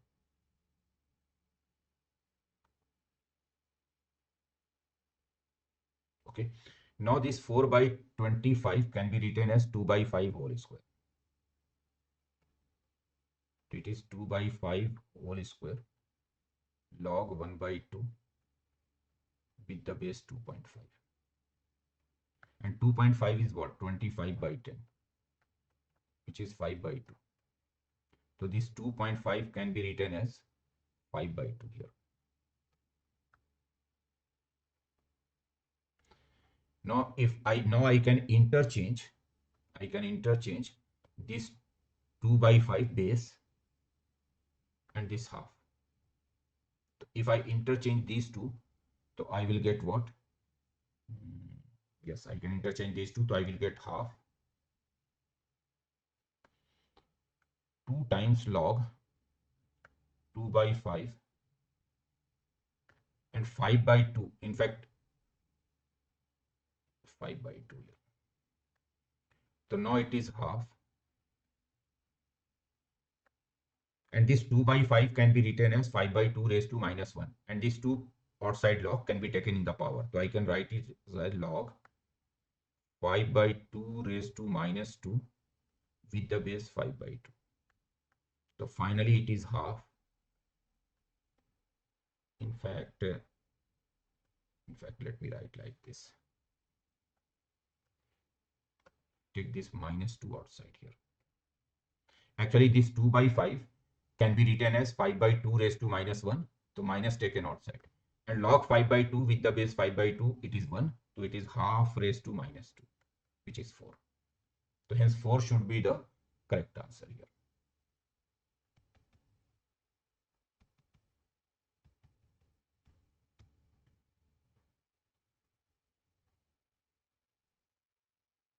See this question. This is from circle and parabola. A circle of radius 2 unit passes through the vertex and the focus of this parabola. And this circle also touches the second parabola, y is equal to x minus 1 by 4 whole square plus alpha, alpha positive. Then what will be 4 alpha minus 8 whole square? So first, if I check the focus and vertex of this parabola, so the vertex of this parabola is of course origin,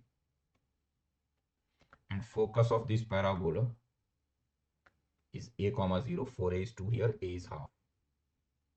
So half comma 0. Now your circle is passing through these 2 points, and radius of the circle is 2. So let's say circle is x minus h whole square, y minus k whole square. Since radius is 2, so 2 square means 4. Now obviously these 2 points 0, 0 and half 0 must satisfy this circle. So if I put 0, 0, I will get h square plus k square 4. And when I put half 0, so I will get half minus h whole square plus k square 4.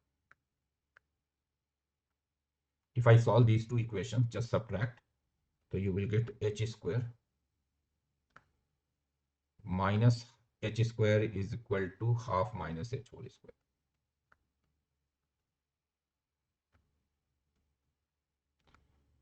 So ultimately this gives you h is equal to 1 by 4. H is equal to 1 by 4. And when you put h is equal to 1 by 4 in the first equation here, so you are getting k square is equal to 4 minus 1 by 16, 63 by 4. So k will be root 63 by 2. K will be root 63 by 2. Obviously k cannot be negative, because if you see this parabola has vertex at 1 by 4 comma alpha here. And circle is touching this parabola like this. The center of the circle cannot be, in fact, y coordinate of the center should not be minus root 63 by 2. If I take the y coordinate as minus root 63 by 2, and x coordinate as 1 by 4. So circle cannot touch this parabola. Actually, center of the parabola. Let me raise it first. You can see that the x coordinate of the center of the circle, x coordinate of the center of the circle is what? 1 by 4. And x coordinate of this vertex of this parabola is also 1 by 4. So basically, the center of the circle is lying on the vertical line passing through this vertex. This vertex is 1 by 4 comma alpha. Now let's say center of the circle is here and circle is touching this parabola. So circle will be something like this.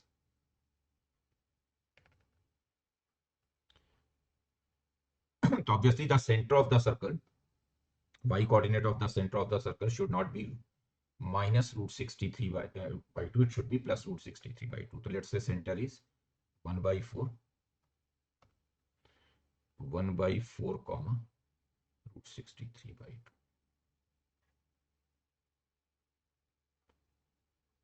Root 63 by what? 63 by 16 it is now.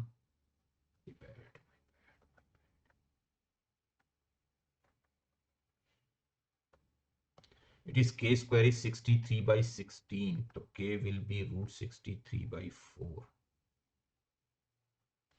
So it should be 4 here. Now obviously this is the radius of the circle if it is touching the parabola. So this distance should be 2. So alpha minus root 63 by 4, it should be 2. So 4 alpha minus 2 should be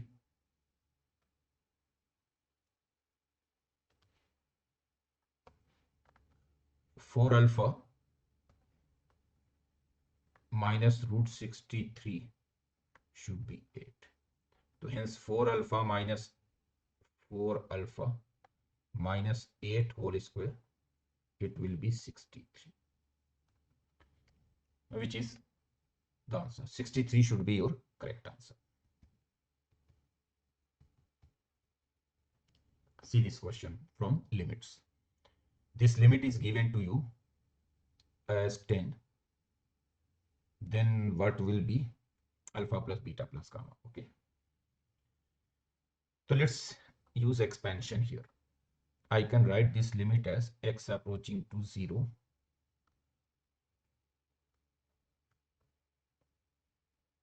alpha x e raised to x. E raised to x can be written as 1 plus x square by 2 factorial and so on. Minus beta log 1 plus x, which can be written as x minus x square by 2 plus x cube by 3 and so on. Plus gamma x square e raised to minus x, which is 1 minus x plus x square by 2 factorial and so on. And denominator can be written as x cube. It is 10. Actually, sin square x can be written as sin x by x whole square into x square.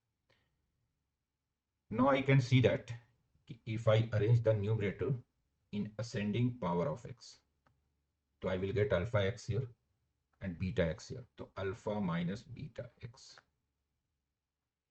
Then I'm getting alpha x square minus plus beta by 2x square and gamma x square. Then I'm getting alpha by 2x cube here minus beta by 3x cube and then minus gamma x cube. So it whole divided by x cube. This limit is 10. Now since this limit is 10, so first this alpha minus beta must be 0. This alpha plus beta by 2 plus gamma is also 0. And then limit will be actually alpha by 2 minus beta by 3 minus gamma. This will be limit, which is 10. So from here I got alpha is equal to beta. If I put alpha is equal to beta, so gamma will be what? minus 3 alpha by 2. Put here alpha beta same. So alpha beta same means alpha by 2 minus alpha by 3, and gamma is minus 3 alpha by 2. So plus 3 alpha by 2, it is 10. Alpha by 2 minus alpha by 3 plus 3 alpha by 2. LCM will be 6. So I will get 3 alpha minus 2 alpha plus 9 alpha is equal to 60. So ultimately you are getting 9 and 3, 12 minus 2, 10, alpha is 6. Alpha is 6, then beta is also 6. And gamma will be what? Gamma is minus 3 by 2 alpha. So it is minus 9. So hence alpha plus beta plus gamma is 3. 3 should be the correct answer.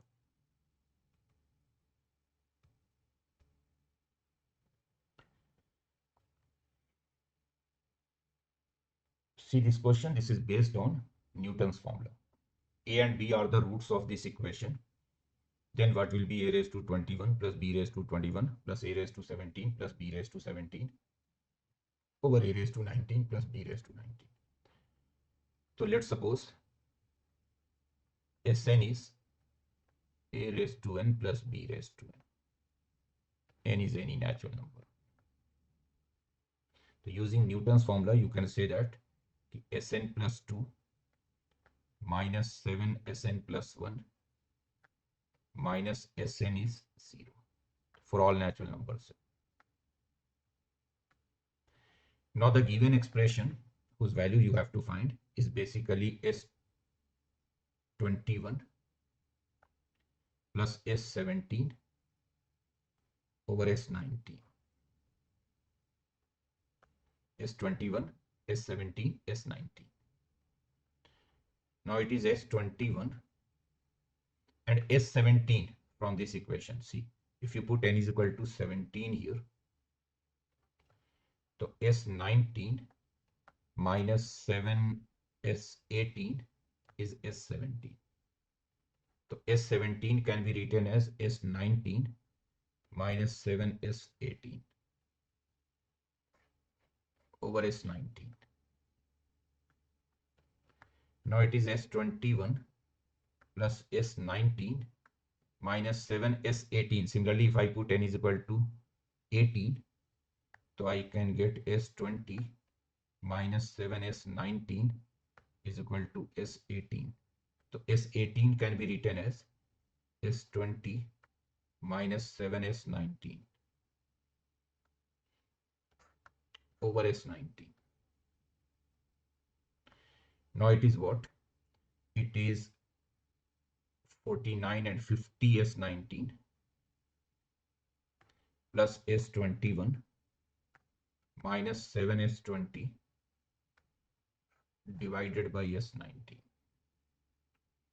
And if you put n is equal to 19 here, so then S21 minus 7S20, it is S19.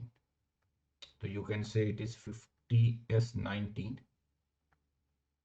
And then this S21 minus 7S20, it is again S19 over S19. So hence 51 is the correct answer, right?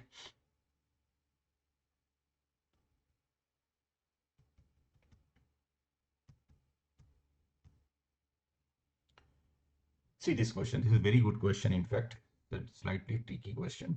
This function is given to be continuous at x is equal to 0. So what will be f0? So since function is continuous at x is equal to 0, so f0 will be what? Limit x approaching to 0 fx.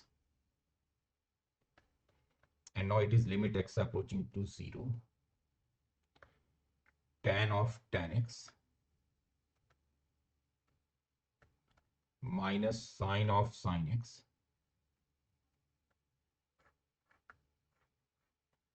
over tan x minus sine x. Now let's expand tan x and sine x up to two terms only. So you can write tan x can be expanded as x plus x cubed by 3. Sin x can be expanded as x minus x cubed by 3 factorial, x cubed by 6. Same in the denominator, tan x is x plus x cubed by 3. Approximately, I'm ignoring higher degree terms. And sin x is x minus x cubed by 3 factorial. Again, I'm ignoring higher degree terms. I'm just expanding up to 2 terms only. Now, it is what? Let's expand this one again, tan theta.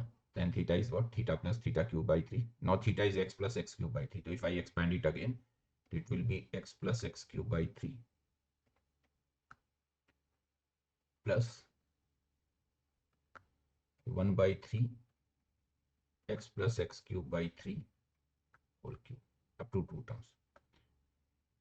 You have just expanded this, let me call it tan alpha. So tan alpha is alpha plus alpha cubed by 3. Similarly, let's expand this sine thing. Let's say call it sine beta. So that will be beta, which is x minus x cubed by 6. Then minus 1 by 6 x minus x cubed by 6 whole cube. And in the denominator, you are getting what? In the denominator, this x and x cancel. X cubed by 3, x cubed by 6. So you got x cubed by 2 here. Now you can see that if I rearrange it, so I will get here x, this x plus x, and this minus x gets cancelled.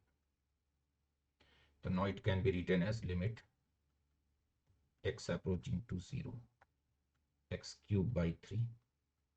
Here also x can be taken common, so x cubed by 3, 1 plus x square by 3 whole cube plus x cubed by 6 plus x cubed by 6, 1 minus x square by 3 whole cube, and denominator is x cubed by 2. Now x cube can be cancelled from numerator and denominator. Just take x cube common and cancel this denominator x cube. And after that, put x is equal to 0. So in the numerator, you are getting 1 by 3, again 1 by 3, then 1 by 6, then again 1 by 6. And in the denominator, you are getting 1 by 2. So 1 by 6 is 1 by 3. So 3 times 1 by 3, actually it is 1 divided by half. So your final answer will be 2 here. Means if the function is continuous at x is equal to 0, then f0 must be equal to 2, right? Clear? Chalo, let's wrap up this session, wrap up this video. Bye everyone. See you next time. Take care. God bless you all.